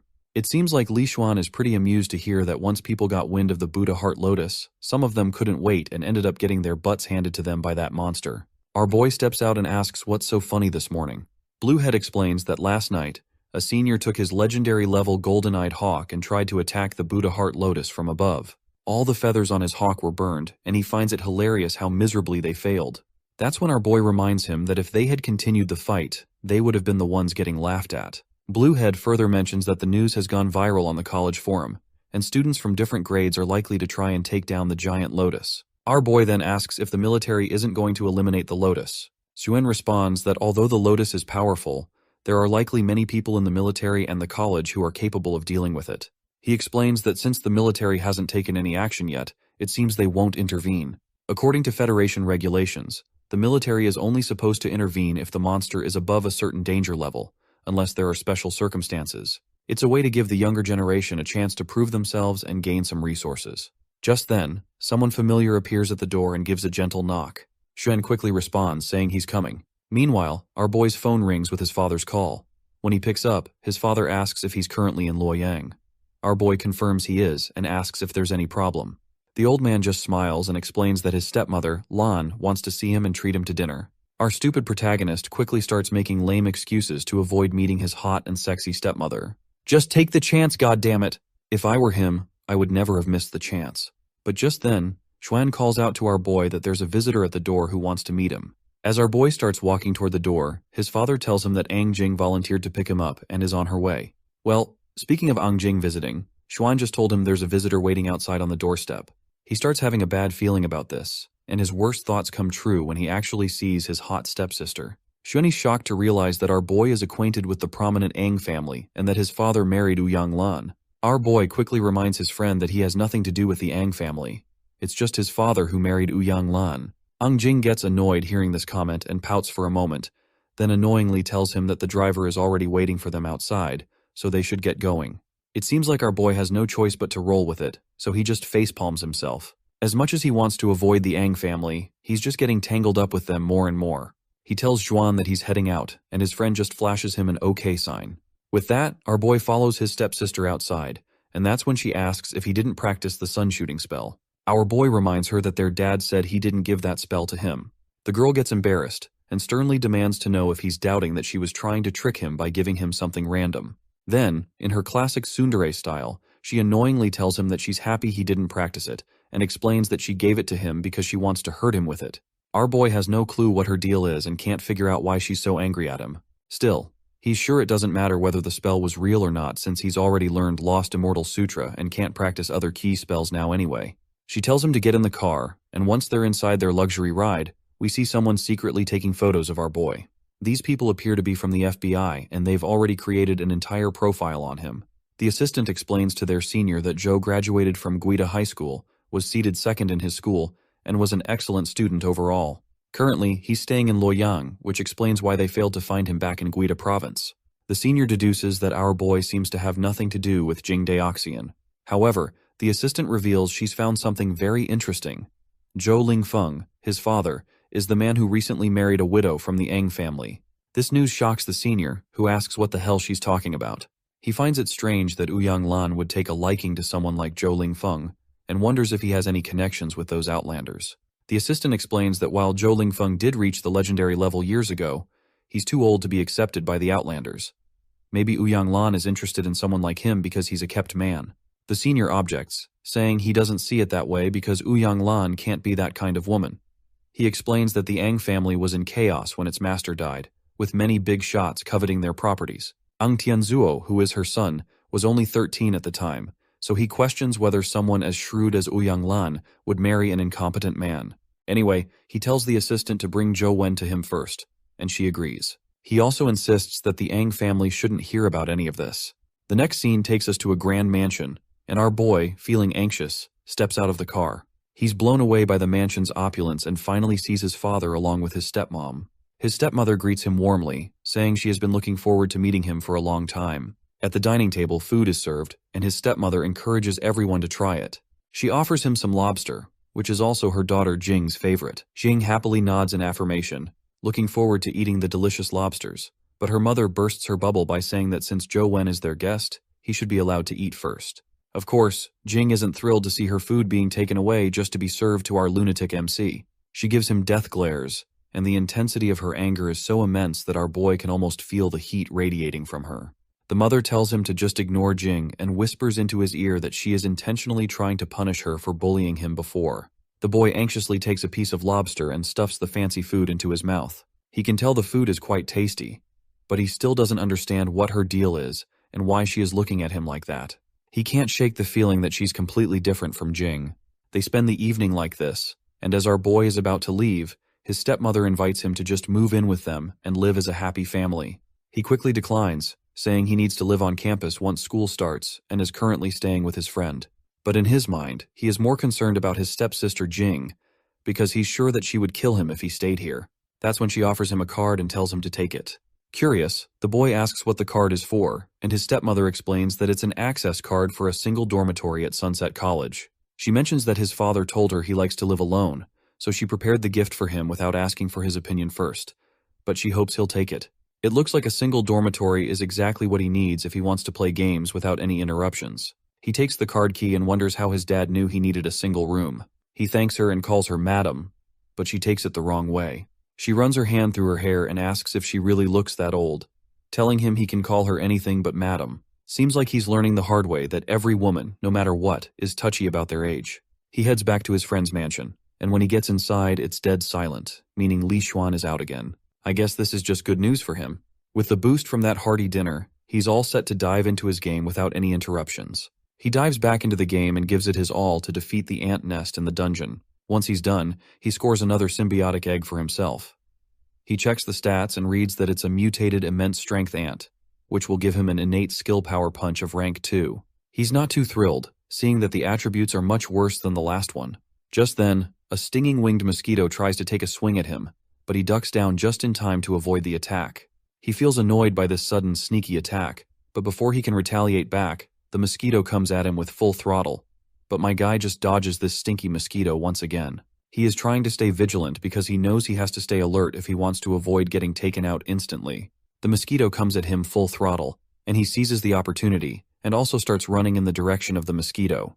As the monster tries to strike, he blocks it head on. This time, he narrowly escapes with just a slight graze on his cheek. Just as the mosquito is picking up speed, it suddenly vanishes into thin air. Our boy readies his fist, powered up by his immense strength ant gauntlet. Since he can't see the mosquito with his naked eye, he shuts his eyes and quickly senses where the critter is behind him. With his fist ready, He lands a devastating blow that sends the mosquito tumbling down like a rag doll. He leaps from his spot and unleashes his next move, Ash Palm. As the energy intensifies, a huge blast erupts. Even after that brutal blow, the mosquito is still hanging on. But he quickly jumps again and unleashes a barrage of powerful punches on the critter. Finally, after all that effort, the winged mosquito goes down. As the mosquito begins to vanish, its body leaves behind a symbiotic egg. His face lights up with joy at the sight of it. Now he has two options: hatch the egg or fuse it with the mutated immense strength ant's symbiotic egg, with a fusion rate of 20%. It looks like he's not exactly thrilled with the low fusion rate the system is offering. Given that the monster he just defeated was an ant, the fusion rate shouldn't be this low compared to the skeleton knight's egg. He feels worried that the symbiotic egg might be wasted if the hatch fails, so he swallows his fear and decides to give it a try. Despite his hesitation, he presses yes. Suddenly, an empty void opens up, beginning to squeeze out his chi. His heart pounds rapidly as the dark red energy envelops him in a creepy, indescribable sensation. It feels like his back is being torn apart by sharp teeth. As the hatching process concludes, he's on the brink of tears, violently coughing up blood. I have a hunch that he's grown a pair of wings on his back, which explains the intense pain he felt there. He's feeling dizzy, not only from the intense blood loss while trying to defeat the mosquito over and over, but also from the real-life effects that left him on the edge. Eventually, exhaustion gets the better of him, and he collapses. His phone starts ringing, but in the next scene, strings of words hover around him, pulling him back to consciousness. Groggily, he gets up, glad that the real-life pain isn't as severe as what he felt in the game. Otherwise, he might not have made it. He smears blood on his phone screen to check his status, dreading the possibility that the hatching might have failed. But to his relief, the egg has successfully hatched. Eager to try out his new abilities, he quickly summons his avatar. When the silver-winged mosquito finally materializes, what he sees leaves him utterly devastated, because it's just a tiny mosquito. His shocked voice echoes through the mansion as he stares at the little critter, completely floored by the underwhelming result. He examines the stats and reads that this thing is a silver-winged mosquito larva, which is classified as a legendary pet. He has no clue what a larva actually entails, but he brushes it off and notes that the attributes are surprisingly poor for a legendary creature, especially considering how ferocious it was when it tried to kill him. Despite its weak attributes, it does look kind of cute. Suddenly, his phone beeps, and the system announces that the silver-winged mosquito is feeling pretty hungry, so he better feed it right away. He's clueless about what this little critter is supposed to eat, but when he presses the yes button to feed it, a system window pops up, asking whether he'd like to feed it the mutated skeleton ant or the mutated immense strength ant. Zhu is frustrated to see that this little critter has such picky tastes. He certainly doesn't want to sacrifice any of his other symbiotic pets for it.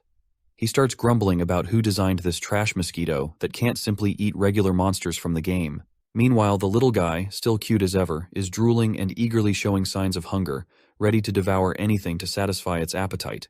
With no other options left, he reluctantly proceeds to sacrifice the symbiotic egg of the mutated immense strength ant.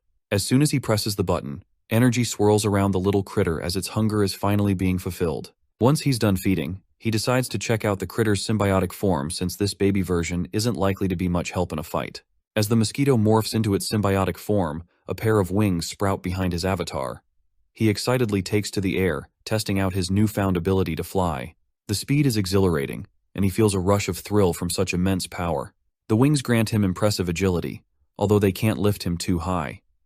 He realizes that while he can maneuver deftly at low altitudes, his flight is limited to just a few meters off the ground. Since he can now fly, it seems pointless to continue hunting ants, so he decides to dive deeper into the depths of the caves, ready to explore what lies ahead.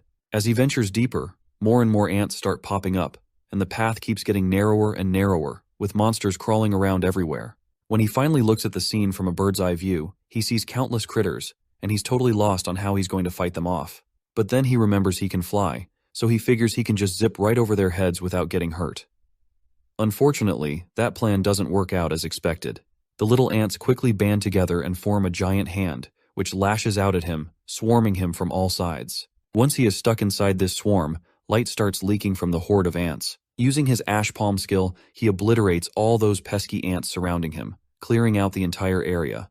The impact is so intense that it punches a hole in the ground, and he starts falling into a place where there's nothing but a single boulder. Just when he thinks he's safe, he notices something near the boulder. It doesn't take him long to realize he's stumbled upon an ant nest, and now those critters are heading straight for him. Once he's overrun by the flying insects, his avatar eventually bites the dust, and he's pretty banged up. It's a real shame he can't explore the dungeon any further, as he'll need his silver-winged mosquito to recover before he can use those sweet wings again. His stomach starts rumbling, so he heads to the fridge, only to find it completely empty. Looks like he's got no choice but to head out and grab some food. As he steps outside the city, we notice a car trailing him. Inside, someone reports that their target has left the house and is heading for the main street. They ask if they should move in now. This woman, known as Lisa, while applying some lipstick, replies to her junior that it's too crowded right now. Since Chow asked them to stay undercover, she reassures them that she'll handle the situation. As our boy strolls down the footpath, the girl quickly positions herself in his path, making sure she looks absolutely smoking hot. She's determined to charm him as soon as he lays eyes on her. While he's still walking, completely unaware of what's coming, the lady hides behind a wall, waiting for the perfect moment. Eventually, she steps out and pretends to be clumsy, falling to the ground. Without missing a beat, she puts on a show with fake tears and calls him a handsome fella, asking him to help her up. But our guy, being the Giga Chad he is, just walks right past her without giving her a second glance. This response really ticks her off. What bothers her most is that this brat didn't even acknowledge her beauty. She then stands up and starts chasing him, ready to use her final trump card as a last resort. Meanwhile, our boy is lost in thought, mulling over how easy it must be for people who can fly to enter the lotus pond.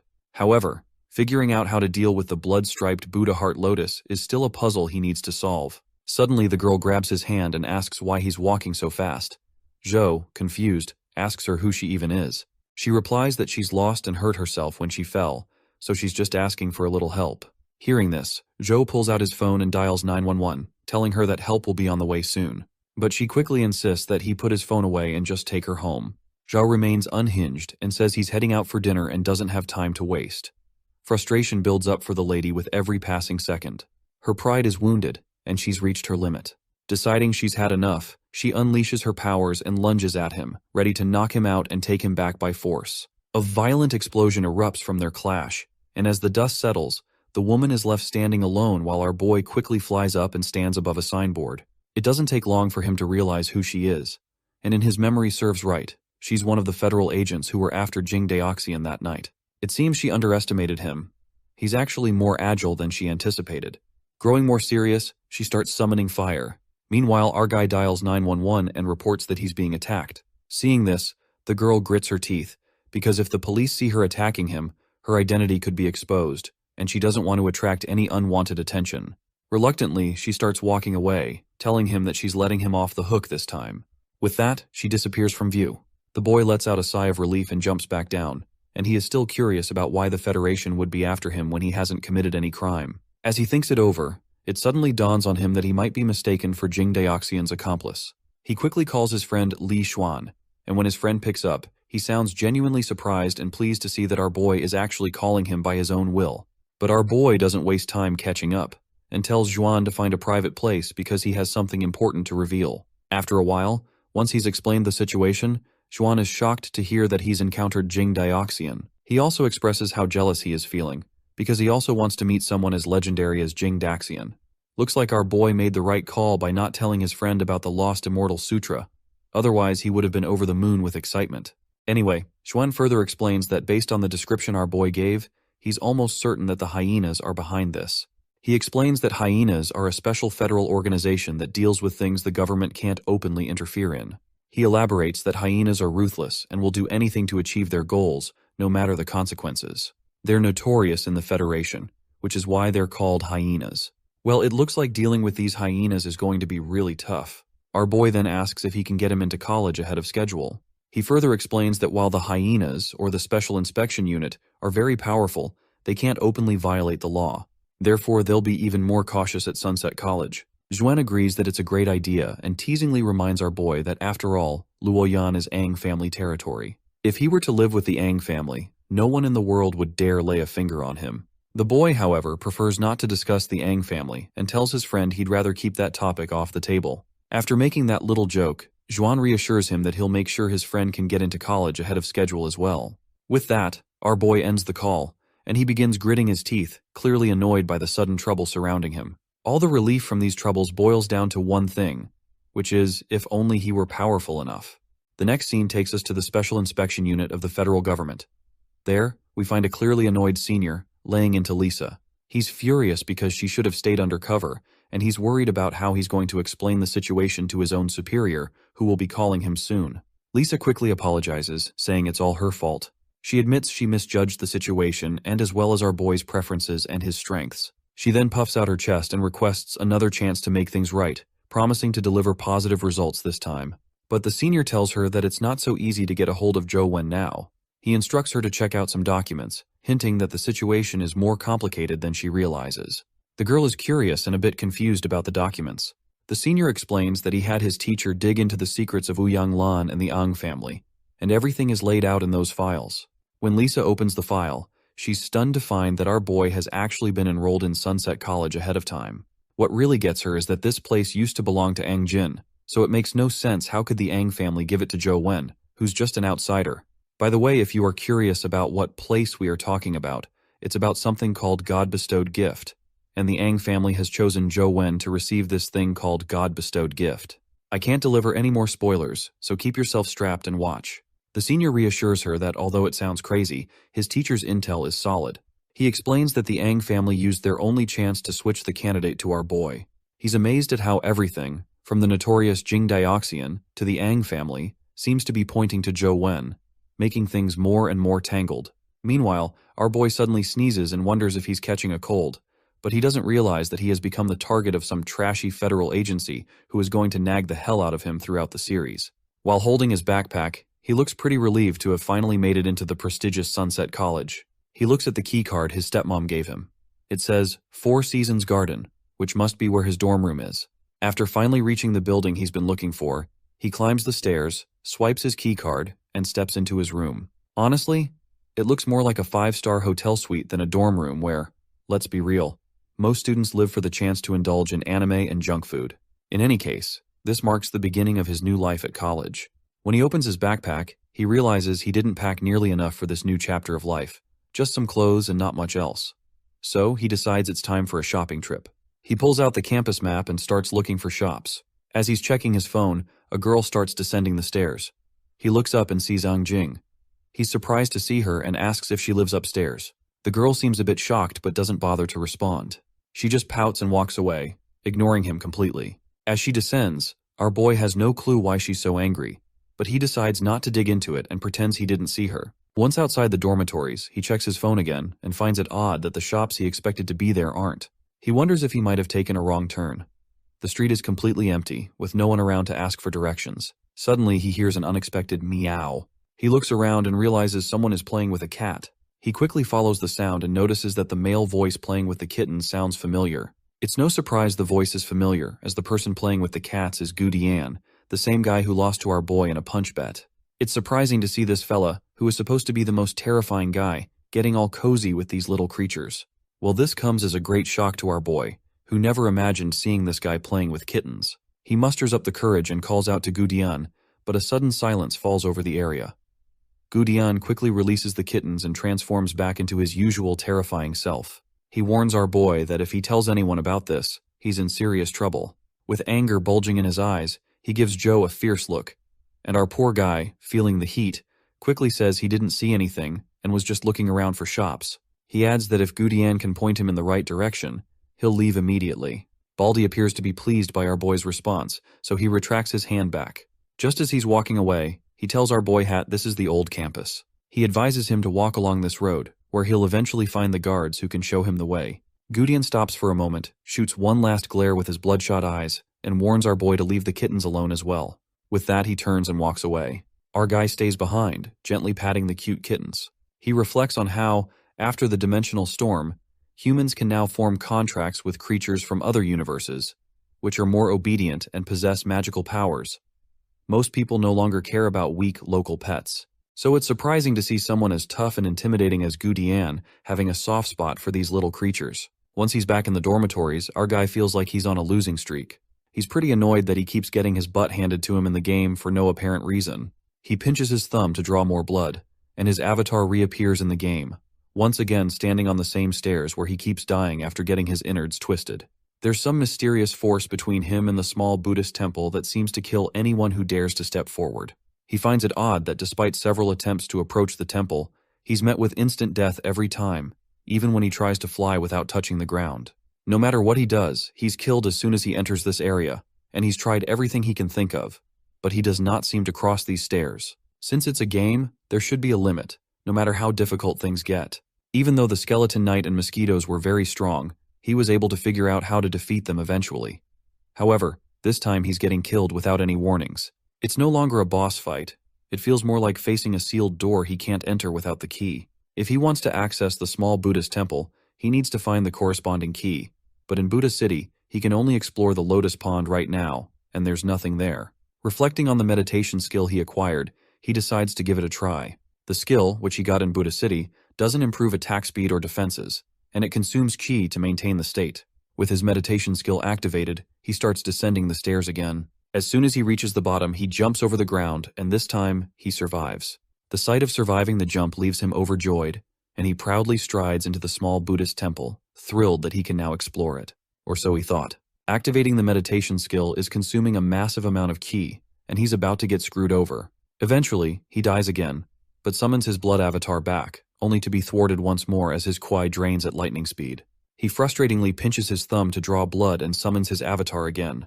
This time, he runs like a maniac, determined to rush through the chi-draining area as fast as possible.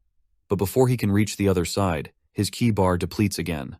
Not giving up, he pinches his finger, letting a drop of blood fall. He reflects on how his speed isn't quite fast enough to get him through to the small Buddhist temple, so he starts to consider using the mosquito instead. He is feeling pretty smug after activating the wings, and he is pretty sure that he's finally going to make it. But then, just as quickly, his smugness evaporates as his chi depletes even faster. Sure, the wings increase his speed, but they also drain his chi at a ridiculous rate, especially when combined with the meditation skill. He grudgingly finally admits that it's impossible to get through this area with just a rank 7 meditation skill. The only option left is to use skills at higher ranks. He decides that maybe he should explore the Lotus Pond again, hoping to find something useful. Just as he's about to set off, his phone rings. When he picks it up, it's Li Xuan on the other end. Xuan casually tells him to come to the Lotus Pond and watch the show. Zhou gets curious to hear this and asks what's so interesting about it. Xuan just looks straight ahead, where we see our boy's stepsister is standing against a gorilla-like guy, and cryptically tells him that he'll understand when he gets there. As she stands there, murmurs ripple through the crowd. People are saying that she had already reached legendary level before she even enrolled, and the guy standing against her is Yang Lu, a third-level legendary figure.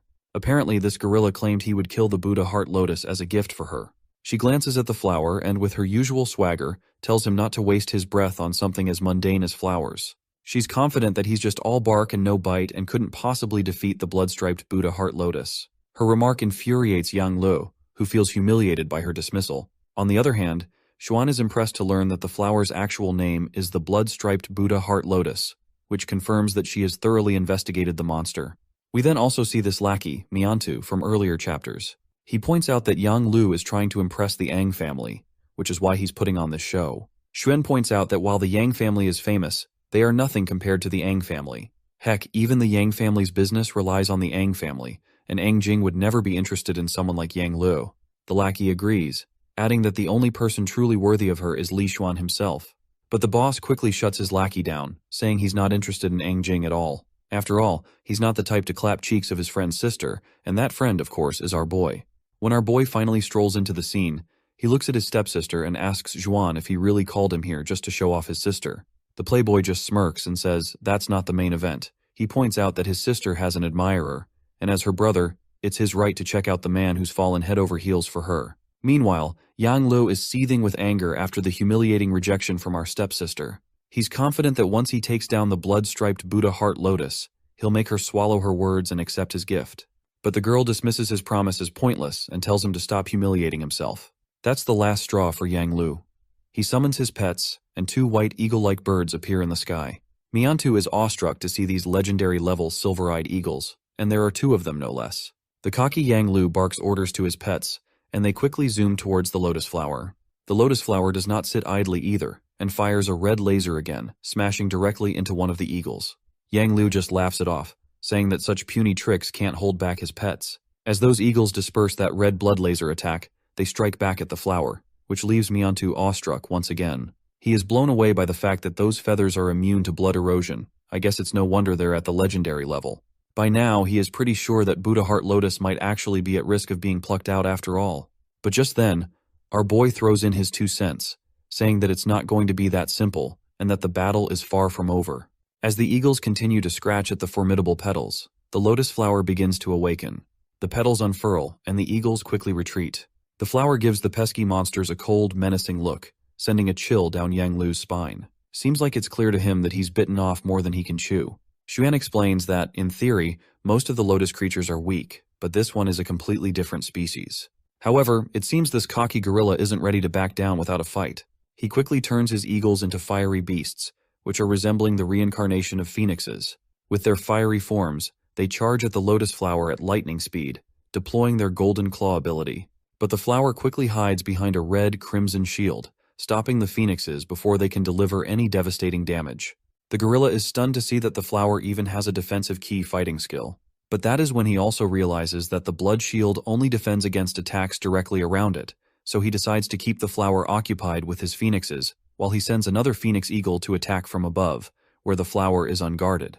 Our boy quickly realizes that the gorilla is about to attack from above, and this triggers a memory of his past game experience, where the monster devoured him from above.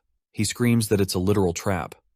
But before the gorilla can make sense of what he's saying, his eagle has already reached the mouth of the lotus. The monster's giant mouth, lined with sharp teeth, opens wide, and in a split second, one of the fiery eagles is gulped down in a single chomp. The flower lets out a satisfying burp after having a roasted bird for dinner. The onlookers are stunned to see this horrifying sight, and Yang Lu just lost one of his precious eagles in one fell swoop. Even Yang is baffled by what just happened. He quickly recalls his last remaining familiar, and all he can do now is grit his teeth in frustration. That's when the guy starts strutting toward our boy, towering over him like a big shot. With his usual swagger, he asks how in the world our boy knew it was a trap. Well, Zhou can't exactly spill the beans that he's already battled this beast in the game, but thankfully, Miantu jumps in and says, "Of course Zhou knew it was a trap. After all, he is ranked second in the real combat test of Guida province." The gorilla just laughs it off, and Miantu just doesn't let it slide. So he asks this cocky guy, "What's so funny, huh? Don't you feel even a little regret for losing your silver-eyed eagle? If it were me, I'd have dug a grave and crawled into it out of sheer embarrassment." Yang Lu gets pretty ticked off and demands to see how the guy ranked second is going to take down the lotus. Miantu confidently responds that Zhou can handle it with ease, and it's going to be a piece of cake for him, unlike Yang Lu, who's just made a fool of himself in front of everyone. Meanwhile, our guy stays silent, as he is not sure what to say. That's when his stepsister comes rushing in. She gets right up in his face and asks if he can actually take down the blood-striped Buddha Heart Lotus. Once again, our boy isn't sure what to say. As much as he hates to admit it, he hasn't actually defeated the blood-striped Buddha in the game, and the lotus here is showing off some moves that didn't appear in the game either. But with her sharp gaze boring into him, and he doesn't want to look like a coward by admitting he can't handle it. So he just clenches his fists in frustration. Meanwhile, the gorilla starts chuckling and points out how Zhou looks pretty scared, saying that talking is the only thing he seems good at. That's when Li Xuan chimes in, and he expresses his desire to join our boy to defeat this monster. The gorilla is pretty startled by this unexpected development, because he didn't expect the famous playboy of the Li family to get involved.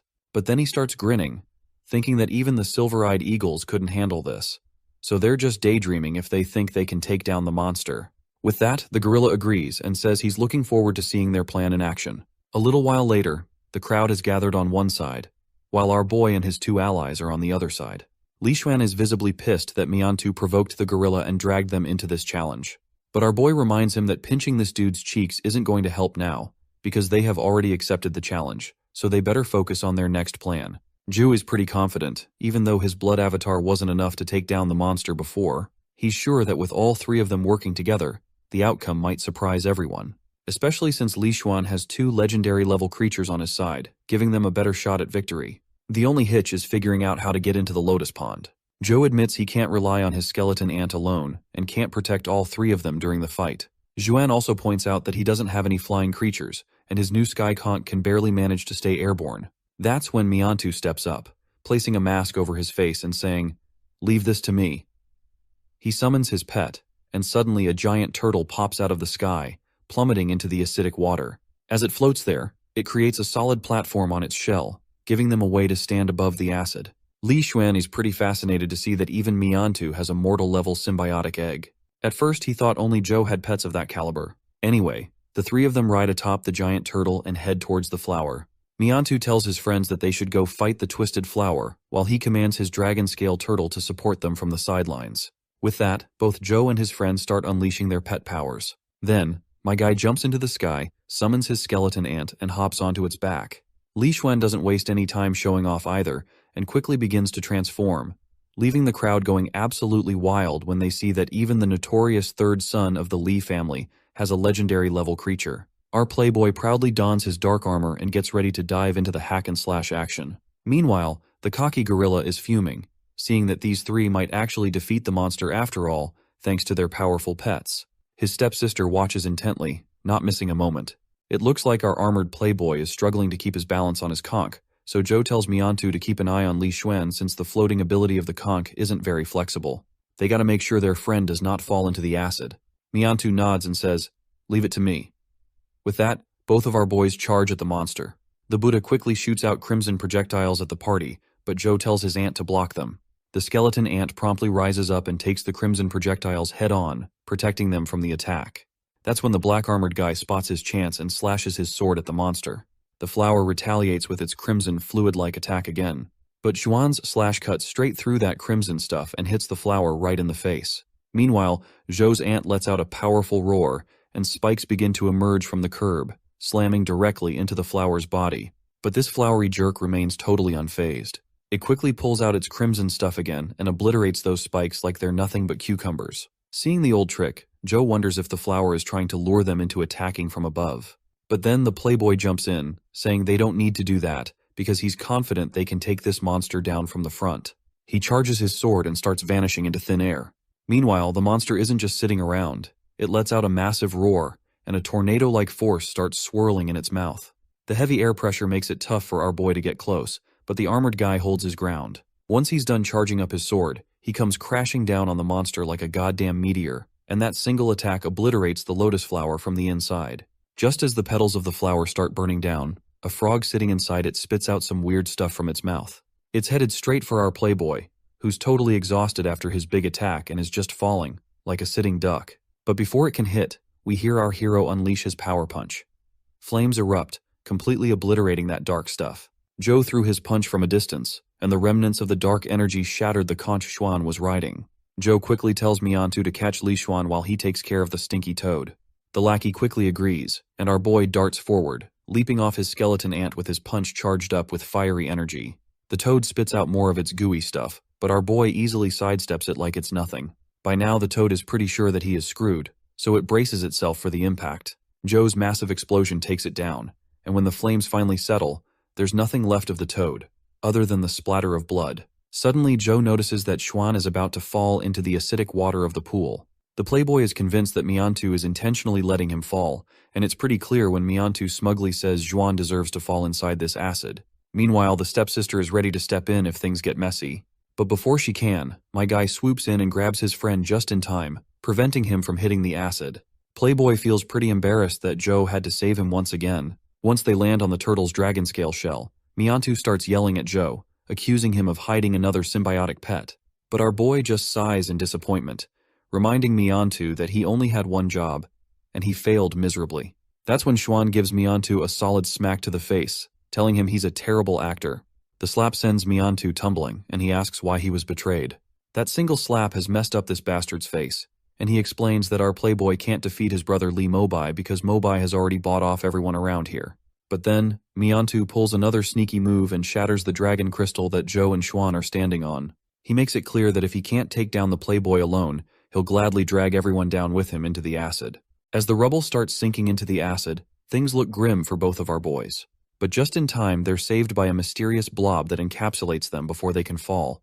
And who's behind this rescue? Well, none other than Zhou's stepsister. The next scene takes us to the investigation office at Sunset College. There, both boys are grilled by the officer, and after taking in all the info, the officer tells them to just leave. Once they're outside, Li Xuan is feeling utterly disheartened, wondering why everyone seems to be gunning for him. That is when our boy asks him why his brother has such a vendetta against him, and why he's going to such great lengths to kill him. Li Xuan explains that he and his brother, Li Mobai, have been almost estranged since their eldest brother passed away. While Mobai is busy running the family business with their father, he himself been living the easy life. Joe's curious why Mobai's so set on taking him down if it's not about power or wealth. Xuan says it's not about anything so trivial. Our boy presses for more details, and Xuan suggests they find a private spot to chat. There might be spies around. A while later, we see a bunch of cola cans scattered around, and it looks like they're back in Joe's dorm, and our boy is not too thrilled to see his friend littering all over in his room. Wayne kicks off the conversation by asking if Joe knows the difference between creatures of different levels. He explains that they're categorized into mortal, legendary, epic, and mythical, and the higher the level, the bigger the gap. Eventually, the power gap becomes so huge between the mortal and mythical class that the mortal class is like ants compared to the mythical creatures. So, with that in mind, he asks his friend how the humans, who are in the mortal class, killed the very first mythic class creatures despite this huge power difference. Joe cuts to the chase, pointing out that all this is well documented in the books. He explains that after 3 days and nights, the original 6 epic heroes of the Federation managed to kill it. But Xuan dismisses this as hot air, reminding Joe that even with the biggest strength gap, 100 epic heroes wouldn't have made it, let alone 6. The real reason the mythical creatures were defeated was because humans had mythical symbiotic creatures on their side. Joe is shocked to his core and can't make sense of it. He questions how they could obtain mythical symbiotic pets before even killing the mythical creatures, since typically, the eggs can only be hatched after the creatures are defeated. Li Xuan explains that this is a god-bestowed gift. He reveals that someone bestowed the power to kill mythical creatures onto the 6 heroes, and that power was in the form of a larva of the mythical creature. Joe dismisses the idea as a bunch of groundless legends, but Xuan explains that the Federation has set up a top-secret department to handle and hide the deeds of the 6 heroes, and most people aren't aware of it. He further explains that his department is responsible for selecting specific individuals to receive the god-bestowed gift, just like the 6 heroes did. Joe starts to seriously consider if this god-bestowed thing might actually be true, though he's unsure why Li Xuan is sharing this information with him. But then everything starts to click in Joe's mind. He asks if it's really true, and the playboy proudly confirms it. He reveals that his father has appointed him as the first heir to receive the god-bestowed gift in his family, and the only way Li Mobai can claim the qualification rights is if he kills Li Xuan. The next morning, we see the blue head sleeping soundly while Joe is busy twiddling with his phone. He remembers the warning Xuan gave him last night about being careful because he's messed up Mobai's plans more than once by saving Xuan's life, and now Mobai might be gunning for him too. All these thoughts are fueling Joe's drive to dive deeper into the game and get stronger. As he's totally hooked on playing, a system window pops up with a notification, which says that Silver-Winged Mosquito is really hungry. Joe can't help but feel frustrated and mutters to the system, "Do you even know how much a symbiotic egg costs?" But at the end, he realizes that he has no choice but to feed it if he wants to grow his little buddy. The only way to acquire eggs is by taking down these monsters, who tremble in fear as they see Joe approaching with his bloodshot eyes. In the college, a crowd of students gathers to watch footage from yesterday, where our boys took down the monster with impressive ease. The students are amazed by Li Xuan's legendary creatures, especially since they've heard he's only at the ordinary level. Joe's performance as a supporting role also garners respect, and many think that if their third teammate hadn't betrayed them, they could have destroyed the core of the Lotus. Girls are buzzing about that fight as well, particularly captivated by how charming Li Xuan looked while fighting.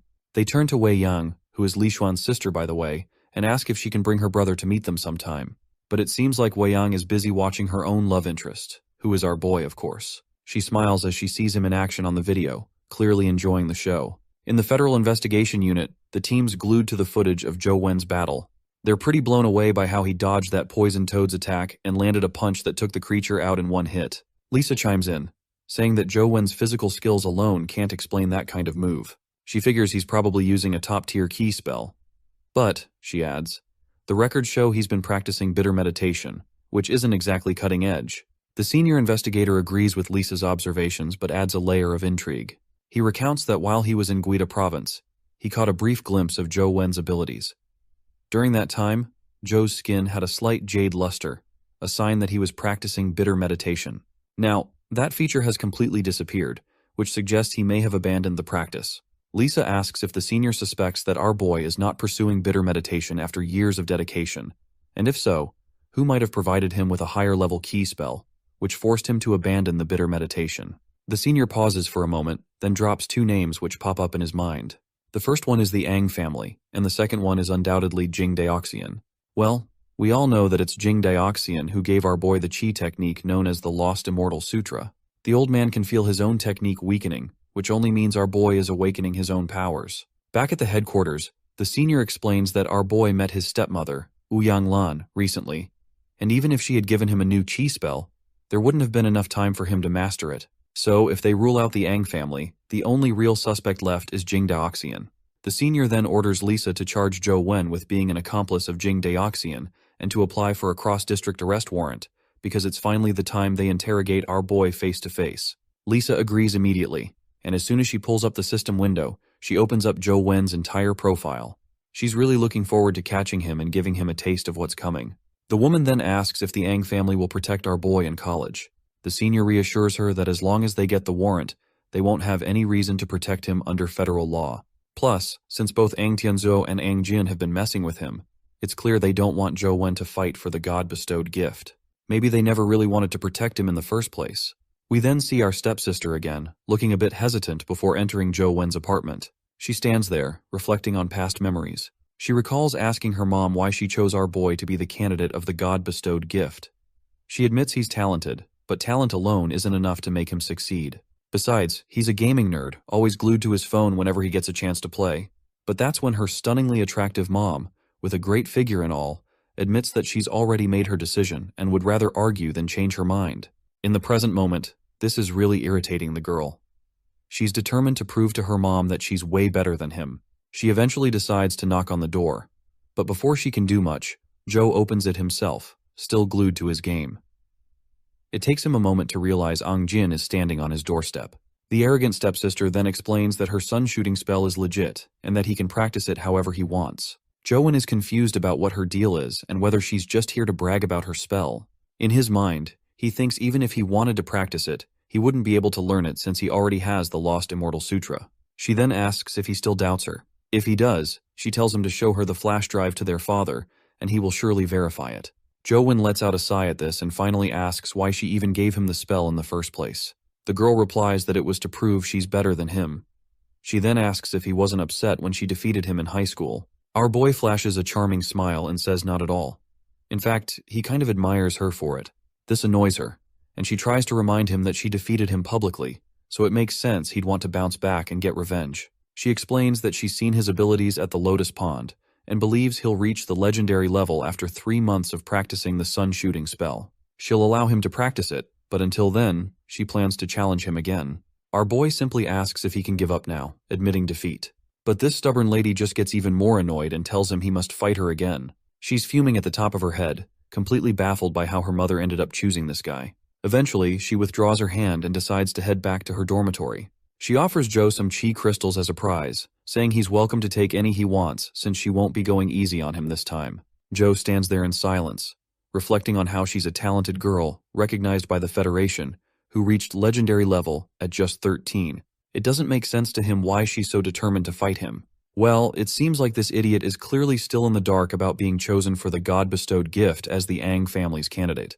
Nonetheless, he grabs the garbage bags Li Xuan littered last night, takes out the trash, and returns to his game.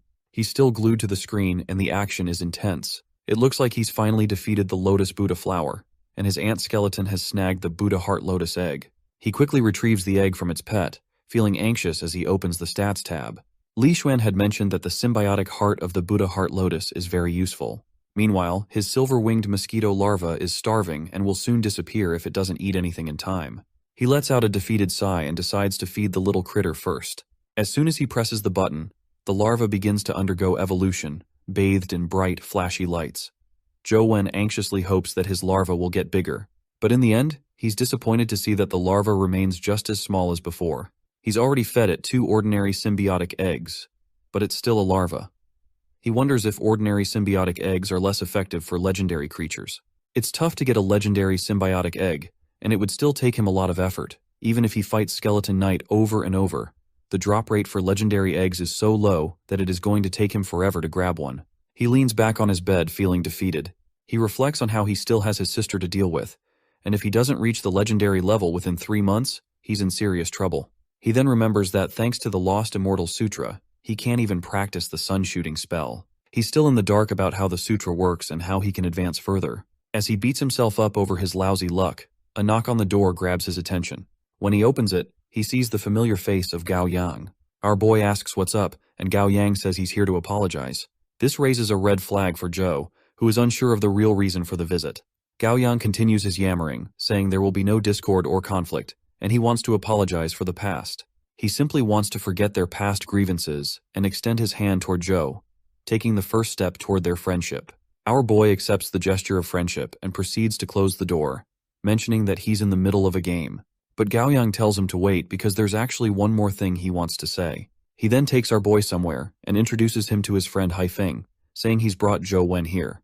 Haifeng, a newcomer, just smiles and thanks Gao Yang for bringing our boy here. Suddenly, Haifeng moves with such incredible speed that our boy can barely see him. He appears in front of Zhou Wen in the form of a monstrous creature. But my guy remains cool as a cucumber and tells Haifeng that if he really wants to fight, they can just settle it in the arena, so there's no need to make a mess here. Haifeng then snaps his fingers, and the dark red creature begins to disappear. He compliments our boy on how he remained unusually calm and sharp. As the dark form disappears, we see Haifeng has arrived with two of his lackeys. He begins by apologizing for his previous impertinence and introduces himself as Hu Haifeng. Without wasting any moment, he cuts to the chase and invites Zhou to join their team and help them take down the blood-striped Buddha Heart Lotus together. It seems like our boy probably didn't completely destroy the core of the flower last time, which is why the lotus is still around. Anyway, he asks why he's being chosen for this, and Haifeng explains that he studied the video of the battle between him and the Buddha Heart Lotus. While Li Xuan performed brilliantly, Haifeng found our boy's command and judgment even more intriguing. He points out that the academy has people stronger than Li Xuan. However, what made their last fight valuable was Zhou Wen's overall observation skills, and how he anticipated Li Xuan's position and dealt with the poison toad at the perfect moment. Haifeng goes on to say that if their third member hadn't betrayed them, Zhou would have won the fight. He further reassures our boy that he won't have to deal with the Lotus Pond mess again. All he needs to do is guide them and manage their symbiotic pets from the sidelines. Even with all the chatting and explaining, Zhou still turns them down. In his head, he's more focused on how to beat the boss in his game than on directing a bunch of cocky seniors. He's almost got the Lotus figured out and plans to tackle it himself eventually. Gao Yang tells him to think it over because Haifeng and the other two seniors are at legendary level in the academy. Joining them could be a big win, and with their help, victory could come pretty quick. But our boy is not having it and refuses again, which really gets on Gao Yang's nerves. He thinks to himself that if it weren't for Haifeng, he wouldn't have even talked to this annoying brat.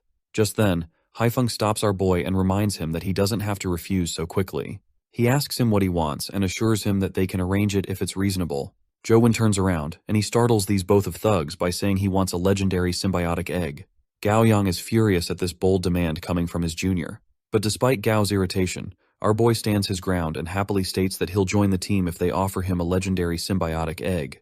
Gao Yang is clearly annoyed, and he further gets cocky and grabs Zhou Wen by the collar. He tells him not to push his luck because his role in this partnership is minor. All he is doing is just directing the symbiotic pets, which doesn't warrant the legendary egg he's asking for. Xu Wen tells Cao Yang to cool his jets. He makes it clear that it's entirely up to them. If they're willing to give him what he wants, then they're good. Otherwise, no hard feelings. Just then, Haifeng jumps into the scene and asks our boy if he has any specific requirements for the legendary symbiotic egg he wants. Zhou Wen shrugs, saying he doesn't have anything particular in mind. After all, he just wants a legendary egg to feed his pet, though he does not say it out loud. Haifeng then tosses an egg toward our boy and asks if that will be satisfactory. Well, Zhou Wen is clearly pleased with the offer and has no further demands, because getting a legendary symbiotic egg for free is more than enough for him. Haifeng extends his hand for a fist bump to seal the deal, and Zhou Wen quickly reciprocates, finalizing their agreement. As they part ways, Gao Yang turns to his friend and questions how he could give away the flaming toxic bee's symbiotic egg so easily. He doesn't understand why he trusts Zhou Wen so much. Haifeng reminds his friend that after watching the video of the battle, he felt our boy had something special, which is almost as if he'd fought the Lotus before. Gao Yang is a bit shocked to hear this, but Haifeng just walks off, telling his friend not to stress. The egg is now just part of the deal, serving as insurance against their failure. Back in his room, our boy summons his winged mosquito. Once the little critter appears, he flashes the legendary symbiotic egg he snagged for dinner. Without wasting any time, he pops the egg right into his pet's mouth. Immediately, a giant blob of aura and fire surrounds the little guy as he begins to evolve. When the transformation is done, our winged mosquito emerges with sharp green eyes, a needle-like sting, and an overall bigger size, which is way bigger than it was before. Joe finds it fascinating that this evolution merged the properties of the flaming toxic bee's attributes, probably because both are insects. He then checks the stats and notices that the larva tag is finally gone, and his mosquito has finally matured. But what really shocks him is how much the stats have improved, almost exceeding the limits of a legendary creature. On top of that, it's got a new skill called Magic Light Sting, which shoots a long, high-speed energy sting capable of piercing through targeted enemies. Joe can't help but flash a grin at his newly evolved pet. With its awesome upgrades, he's feeling pretty confident it can definitely take down the blood-striped Buddha Heart Lotus. He quickly drips some blood onto his screen, summoning his blood avatar, along with his upgraded winged mosquito. Without wasting any time, he sends his mosquito charging at the lotus. The lotus isn't about to just sit there and take hits. It conjures up that crimson stuff and tries to blast the mosquito out of the air. But the mosquito zips through the attack with lightning speed, almost too fast to see. As the mosquito gets close, it's just a hair away from piercing the flower's eye with its sharp claw. But in a split second, the sneaky lotus ducks into the water, leaving the mosquito wondering where it went. Just then, the mosquito notices something coming up from below the ground. The lotus tries to catch it off guard by attacking from underneath, but the mosquito dodges the sneaky petals and makes a quick escape. The mosquito then turns his attention back to the flower and ramps up its descent momentum by using its silver wing attack, aiming directly at the flower. The lotus tries to block the attack with its crimson substance, but the mosquito isn't finished yet. With lightning speed, it circles back, slicing through the crimson barrier with its sharp wings. The lotus looks quite frustrated, and it finally explodes, revealing a toad inside, just like we saw in the real-life battle. And as expected, the toad quickly starts throwing gooey, sticky sludge at the mosquito. But the little guy dodges everything with ease. It quickly counters with its sting attack, sending a sharp crimson needle straight into the toad. The toad pops like a balloon as soon as the needle hits its target, and another sting from the mosquito obliterates the core of the lotus, causing a massive explosion in the aftermath. Just as the haze starts to clear, the mosquito makes sure to grab the crystal from the smoky explosion. Meanwhile, our boy watches with awe, still doubting if his winged mosquito's skill has truly become that powerful. His pet returns with the prize in its mouth and quickly spits out the demonic crystal of the lotus. Joe doesn't waste a moment and grabs up the red crystal. He is feeling pretty confident that the QI fighting skill of this blood-striped Buddha Heart Lotus might be the key to entering that small Buddhist temple. He absorbs the crystal, and this time the absorption process starts to affect him in real life as well. It feels like a searing heat trying to cook him alive, but Joe endures the pain like a champ. Moments later, the system announces that the demonic crystal of the blood-striped Buddha Heart Lotus has been absorbed, and his original skill, meditation, has been upgraded to a stronger skill known as blood meditation. Once the process is over, Joe-Win's body is still emitting steam. He rinses his sweaty shirt, giving it a solid twist to wring out the water. After that, he activates his newly acquired blood meditation skill. As expected, the QE consumption rate with blood meditation is slower than with regular meditation, allowing it to last for about half an hour. He is now feeling pretty confident that this skill will help him explore the small Buddhist temple like a pro. Without wasting any time, he dives back into the game. He finally crosses the stairs of the underground Buddha city, making his way with renewed vigor, showing no signs of exhaustion. He's feeling happy that this enhanced meditation skills is helping him resist the power of this area. After a few minutes of running, he finally reaches the main entrance of the small Buddhist temple. He's feeling pretty nervous before going in because he's not sure what kind of monsters he might run into. But he goes in anyway. After looking around for a bit, he's kind of weirded out that there aren't any dimensional creatures around. Then he spots a slab on the other side with some Chinese writing on it, and the title on the slab says it's a short sutra on perfect wisdom.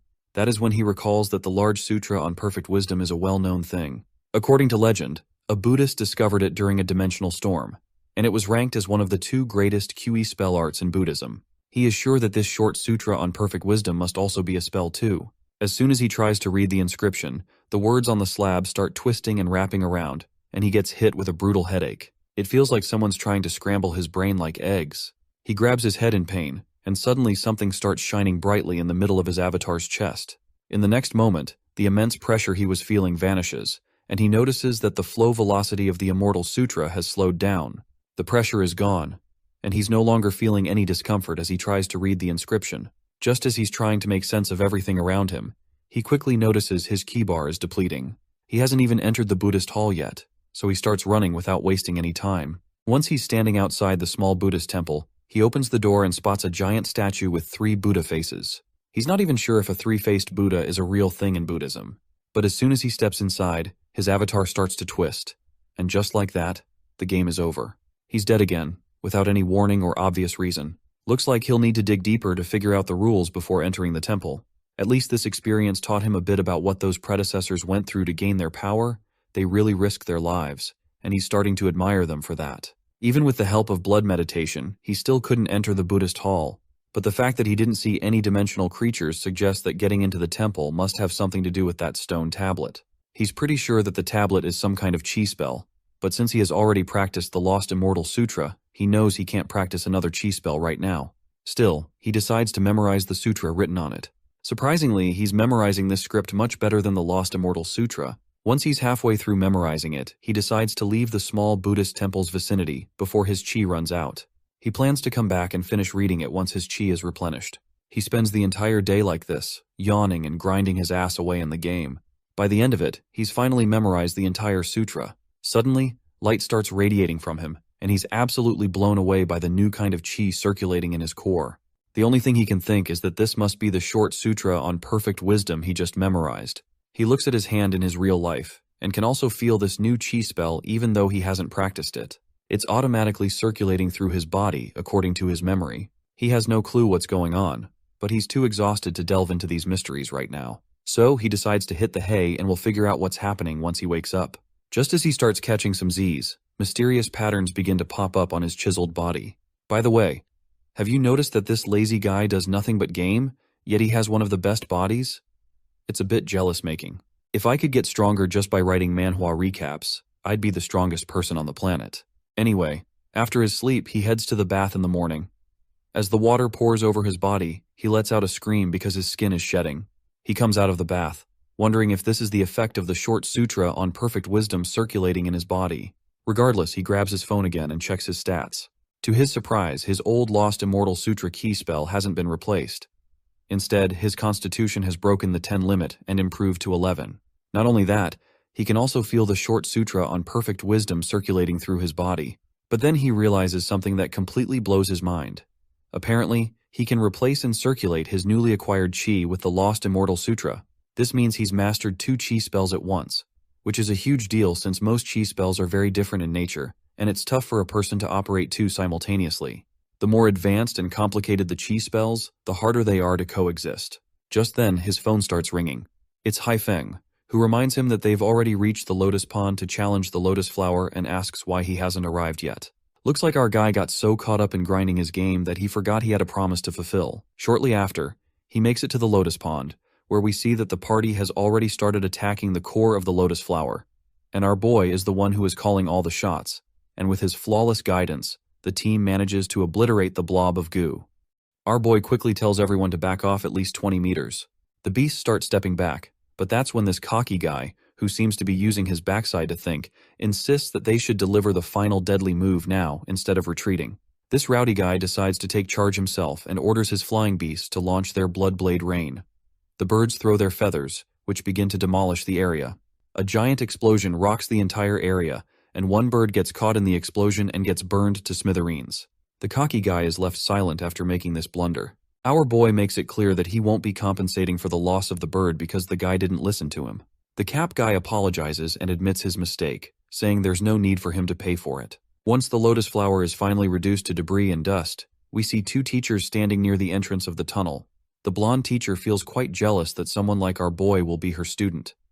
The woman with glasses comments that our boy gives the impression that he somehow knew the Buddha Heart Lotus would explode at the last moment. To defeat the Buddha Heart Lotus in the military department of the Western District, 5 legendary creatures had to be sacrificed. The blonde then reminds her that since he has a relationship with the Ang family, it's safe to assume that he might have gotten the information from them. The lady responds that Ang Jing and her brother don't like Joe very much, so they wouldn't just hand over information without a good reason. This makes her even more curious about him, and she wants to learn more.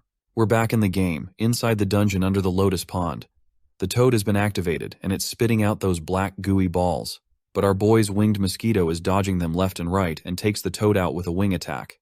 To finish the job, the mosquito unleashes its magic light sting. Just like before, it erupts in a heavy explosion, and our guy is pretty chuffed to see that with his knowledge of the lotus's attack patterns and the mosquito's abilities, he can take down the boss quite easily. Suddenly his phone rings, and he sees that there's a new loot drop, which is a symbiotic egg of the blood-striped Buddha heart lotus. He picks it up and learns that it's an alchemy-level egg with pretty good attributes. However, he also finds out that while the real lotus knows several QE fighting skills, this one is too weak and only has one skill. Since there's a risk in hatching the egg, and he doesn't want to end up with a larva Buddha heart lotus, he considers fusing it instead. But the fusion rate is abysmal. That's when another system window grabs his attention, suggesting that he simply feed the egg to the silver-winged mosquito. Our boy remembers that the last time he fed his monster a legendary egg, it grew up. So he wonders if the same will happen again. With that in mind, he presses the feed button, but nothing particularly happens. It looks like he might have just wasted a legendary egg, and he's left with no clue about what exactly he needs to do to grow this critter. In the next scene, we see his avatar running towards the small Buddhist temple. As he nears the door, he quickly switches his QE spell to the Short Wisdom Sutra and feels pretty chuffed to see that circulating the sutra is working perfectly. Once inside, he spots the Buddha statue again. Suddenly, something begins to drip from the statue, and a magical enchantment starts to shimmer right under his blood avatar. He's worried he might have triggered another instant kill trap. To his surprise, nothing happens to him. Instead, a bunch of blobs starts to surround him.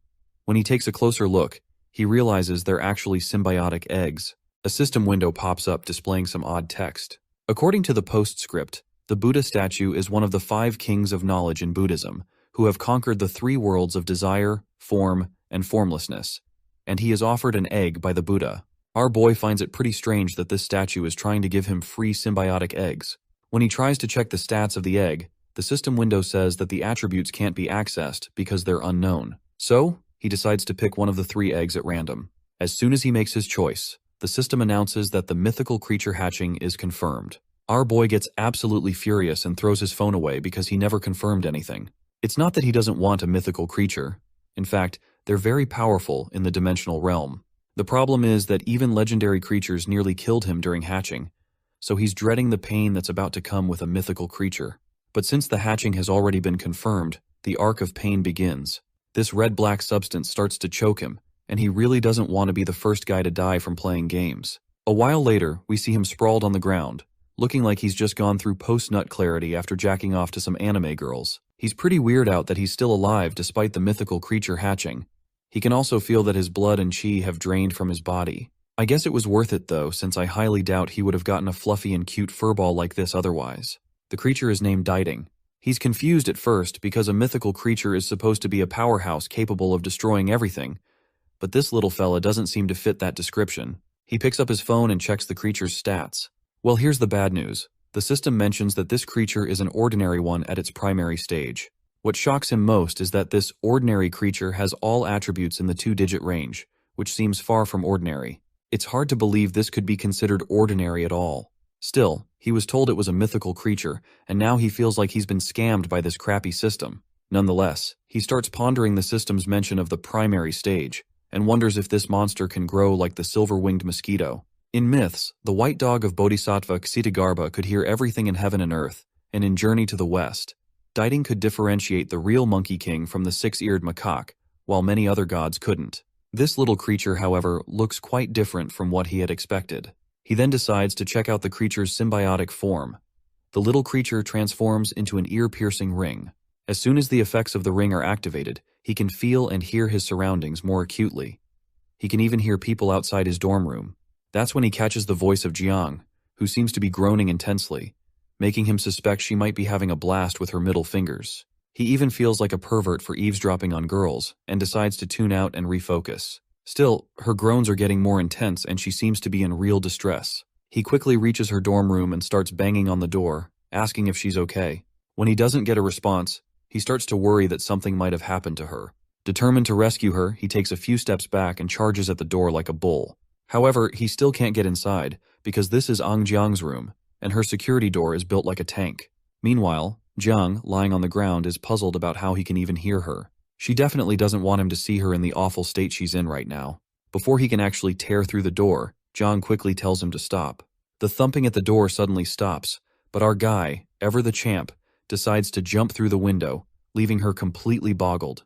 As soon as he's inside, he asks if she's okay. Jiang is utterly embarrassed to see him and asks, "How on earth did you get in through the window?" Our clueless hero replies that he thought she was in danger because no one answered the door. He adds that he prefers calling a doctor if she's hurt. The girl quickly gets terrified and assures him she's been through this many times before and it'll be fine soon enough. That is when this idiot asks her outright if she's having her period. She glares at him like he's the dumbest person alive, throws down a mug over his face, and reluctantly confirms that yes, she's having her period. Then she drags him out of the room and slams the door shut. Looks like our guy completely misread the situation. Meanwhile, inside the room, she leans against the door, sliding down to the ground, feeling utterly embarrassed and blushing like crazy after the awkward encounter. The boy returns to his dorm room and starts preparing food, specifically choosing red dates to help him recover sooner. His phone begins buzzing, and when he picks it up, it's Xuan on the other end. The playboy informs him that the new semester starts today, and that every club is looking for new members, so he suggests taking a stroll around campus to explore and get acquainted with others. However, the boy states that he's not interested in joining any clubs. Xuan responds that they could work together, and he's planning to start his own club. He even promises to help our boy with climbing up the ranks if he joins his club. But as we all know, my guy can easily climb the ranks just by playing video games, so he refuses and lets his friend know he's not interested.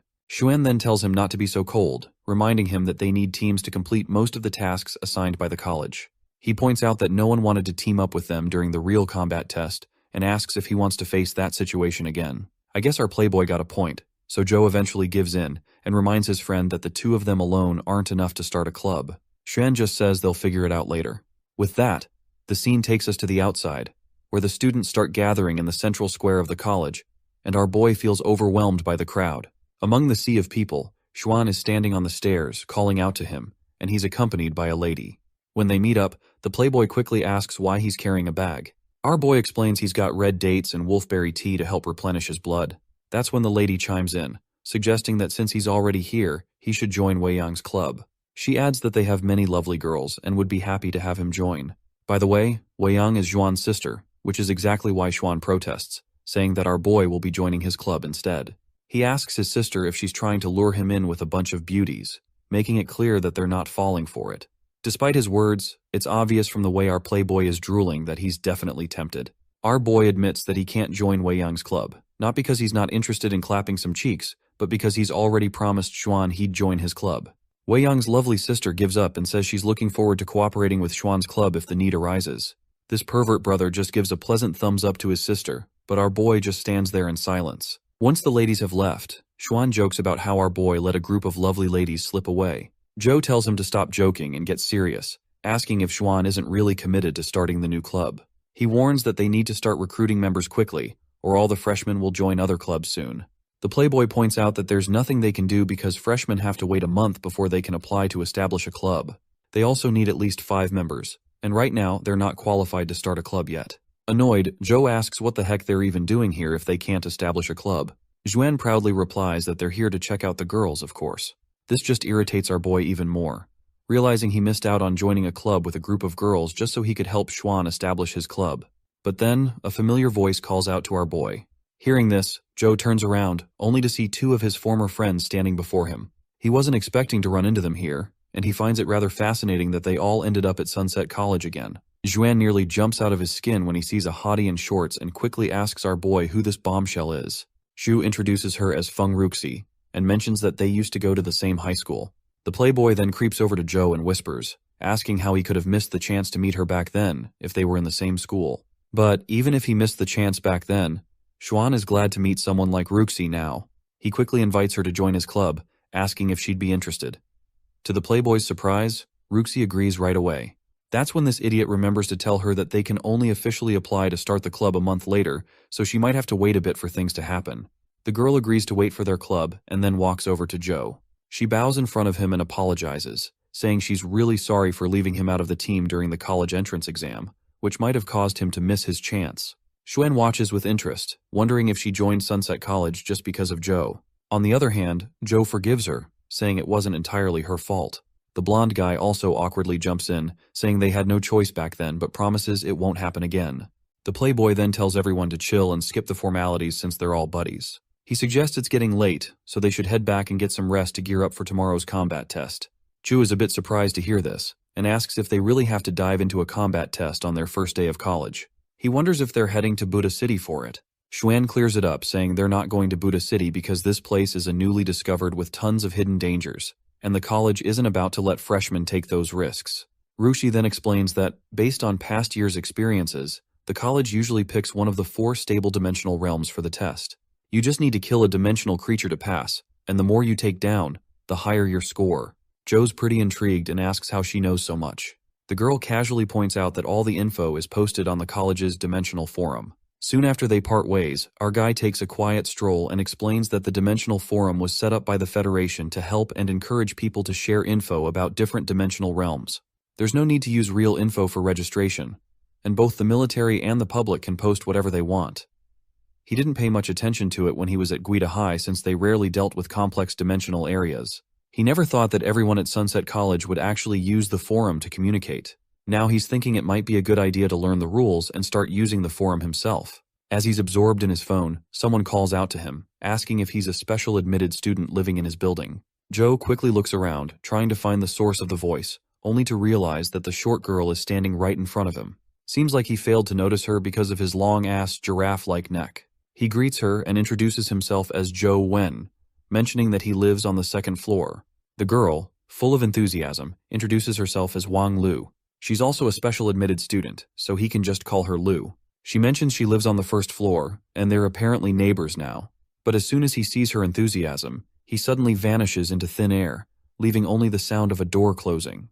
Looks like she's stumbled upon a rather strange neighbor. Our guy puts away his bag, fires up his computer, and dives headfirst into the forums. He discovers that the forum is a massive information-sharing platform accessible to everyone.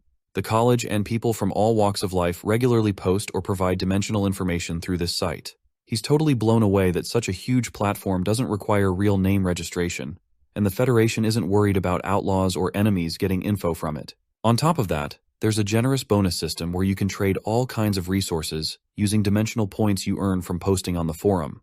He's amazed at how you can earn these points just by sharing information. The first way to earn dimensional points is through the clicks on regular posts, but this only nets you a few points, even if thousands of people read your post. To rack up more points, you can post paid content. The content of these paid posts is unlimited, and writers can set their own prices. However, due to the anonymity of the dimensional forum, users are afraid of being scammed, so they tend to stick with paid content from well-known posters. Additionally, the Federation and the college also publish strategies for paid content, which only cost a few points. At first, our guy mulls over what kind of post to make, but it doesn't take him long to figure out his move, so he dives in and creates his first post. Meanwhile, we see a teacher is lounging on her bed, sipping tea and scrolling through the forums. She comes across all sorts of freshmen trying to impress the ladies. As she skims through the usual junk, she finally stumbles upon something intriguing. It doesn't take her long to realize that this is a strategy for the small Buddhist temple, priced at 20,000 dimensional points. Her jaw almost drops as she realizes how impossible this is. How could this person possibly know about the small Buddhist temple? The area around it has been set up as a forbidden zone, and relevant news has been blocked. Even most teachers don't know the temple's name. She suspects the post might be a scam, especially since the account is new. But still, if this post is genuine, it could seriously shake up how the military approaches their explorations. Out of sheer curiosity, the teacher spends 20,000 points, and the information appears right before her eyes. She learns that consuming chi through the meditation of the Buddha Heart Lotus's dimensional crystal can resist the strange force in front of the temple, which twists people's insides. The higher the crystal level, the longer the effect lasts. The teacher finds this quite odd, because no one is foolish enough to practice a basic Kai fighting skill. And even if you give this technique to people for free, no one would want to practice it. She wonders if she's been duped by this post. Meanwhile, our guy is grinding away in the game again, battling the skeleton knight repeatedly. After taking down the skeleton knight a bunch of times, he finally scores a symbiotic egg as a loot drop. He quickly feeds it to his little critter, telling it to grow up and not just eat all the time. Seems like he is tired of farming the skeleton knight, so he decides it's time to explore deeper into the map. As he flies around the area, he's puzzled to find that there are no skeleton soldiers in sight even though he has ventured much deeper. Then he spots something unusual on the ground, which is a massive tower from an ancient imperial city known as Yanbo Tower. This is a real surprise for him, and he wonders why Yanbo's tower is here. For some context, Yanbo was the son of Deku, one of the 5 emperors from prehistory, representing the fire god.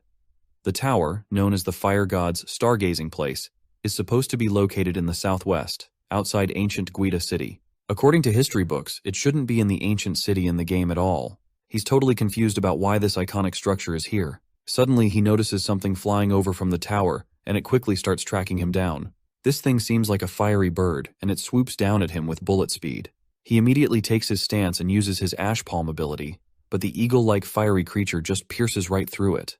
This encounter just leaves our boy totally blown away, because it just felt like he just hit empty air, and the bird just zipped past him.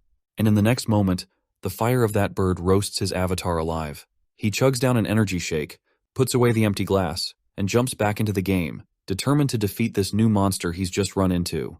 This time he's flying using his winged mosquito symbiotic form. However, since the mosquito is the king of low altitude and extremely agile, he can't fly directly above the Yanbo Tower to see what's happening. What is making his situation terrible is this relentless monster, which is chasing him from behind, and he needs to find a way to shake it off first. He recalls the time when the firebird turned to attack him earlier, and once the mosquito dodged away, the firebird seemed to prioritize attacking whoever was standing near to the Yanbo Tower first. With this in mind, he decides to strategically use himself as bait to take down this fiery bird. Just as he reaches a certain height, he deactivates his symbiotic form and starts falling without its wings. That's when the fiery bird charges at him, but his winged mosquito quickly swoops in and takes down the fiery bird with a single strike. It seems like the mosquito's light sting works against the firebird, even though his ash palm earlier couldn't hurt it at all. He's also curious why the system hasn't announced the beast's defeat yet. Regardless, he quickly starts ascending the stairs to check things out himself. But then, he notices 2 more fiery birds coming his way, and he immediately tells his silver-winged mosquito to distract them. The mosquito charges at the fiery birds with its sharp agility, drawing their attention and clearing the path, just so our boy can ascend the stairs as quickly as possible. Well, it seems like his ascent isn't going to be as smooth as he thought, because the fire atop the tower starts reacting again, and this time, multiple fiery birds head his way. Instead of backing down, he goes full throttle. He leaps into the air and zips past the birds by using his ash palm to push himself through them. But just as he nears the top of the tower, he begins to see a word written in Chinese beneath the scorching flames. Before he can make any sense of it, a giant explosion happens, knocking everything around him, and the game ends once again. The word he saw earlier meant Imperial in English, but he still has no clue what it means in this context. He's sure that this dungeon is supposed to be based on the real ancient Guida city, but in the game, it's called the Ancient Imperial City for some reason. He also notes that there was no killing notice by the system after he took down the firebirds. He has a hunch that it might be because they were summoned by some kind of key fighting skill, and he's curious about what will happen if he faces the boss who summoned these monsters. He's sure there must be a lot of secrets in the Fire God Tower, but he doesn't have any way to explore them right now. While browsing the forums, he notices that he scored 20,000 dimensional points twice. Earning money through the forum isn't as hard as he thought. But his moment of satisfaction is cut short when he receives a direct message, and the sender wants to discuss the small Buddhist temple. Meanwhile, on the other side of the screen, the sender is waiting impatiently for Joe's response. Earlier, she had consulted her senior and shared everything about how meditation might help resist the mysterious power of the small Buddhist temple. Her senior agreed with her, saying they have tried meditation, and it indeed works. But they're both curious about who this unknown person is, who knows such specific knowledge about the short temple of Buddha. The senior then dropped a hint that there's a stone tablet in front of the temple with a key spell on it. Apparently, similar tablets are found in other realms too. Rumor has it that someone practiced the chi spell and got some mysterious powers, but it's a bit more complex than that.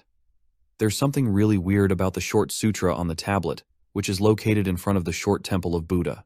The senior even mentioned that some volunteers tried to memorize the inscription, but unfortunately, they all ended up dying.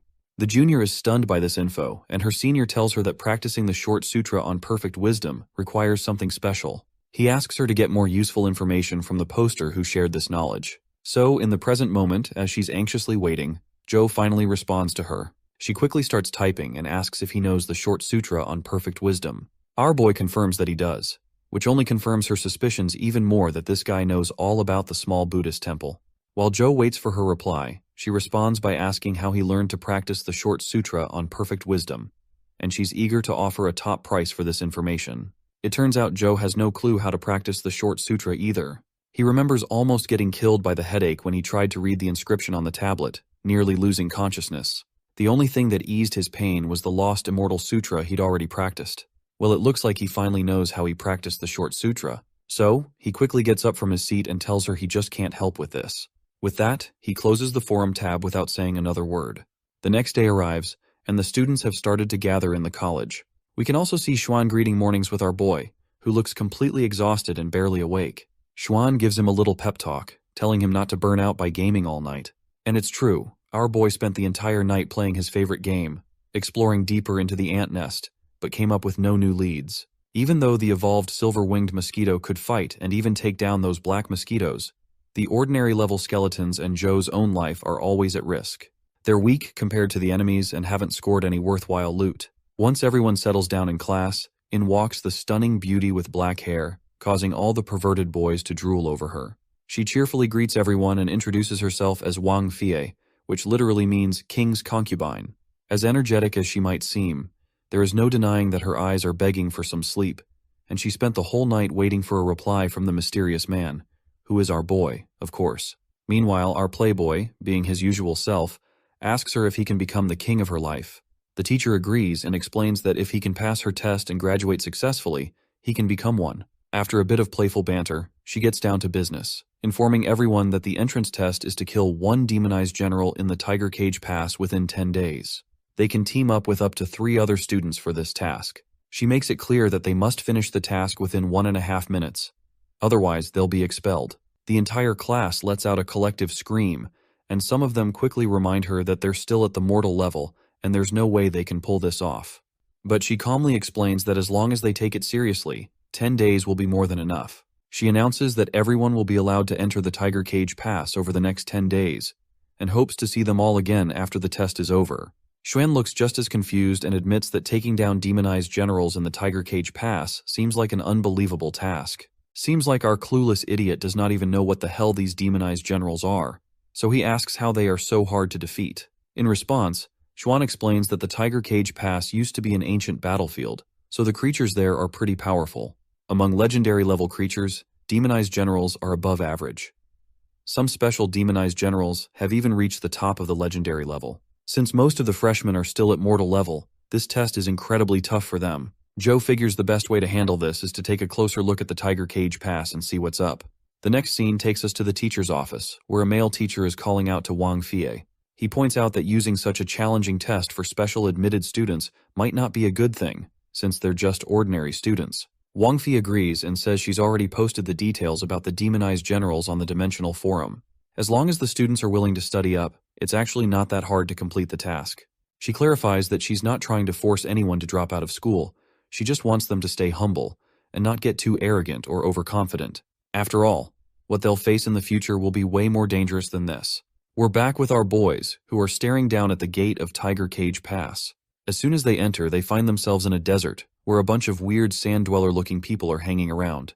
Apparently, these are the demonized soldiers, and Xuan isn't exactly thrilled to see them since they were hoping to find demonized generals. He then turns to his friend and suggests they should go deeper to see if they can find any demonized generals around. But our boy flatly refuses, because he just wants to play it safe and avoid risking their lives. He points out that they don't know much about this place, and he can't be the one to save this playboy every time. Shane calls him a party pooper, and Joe just starts walking away, saying he's going to look around on his own. As he strolls around, we learn that our boy is on the lookout for a dungeon to scan into his phone. He figures if he could find dungeons in underground Buddha City and ancient Guida City, then this place should have one too.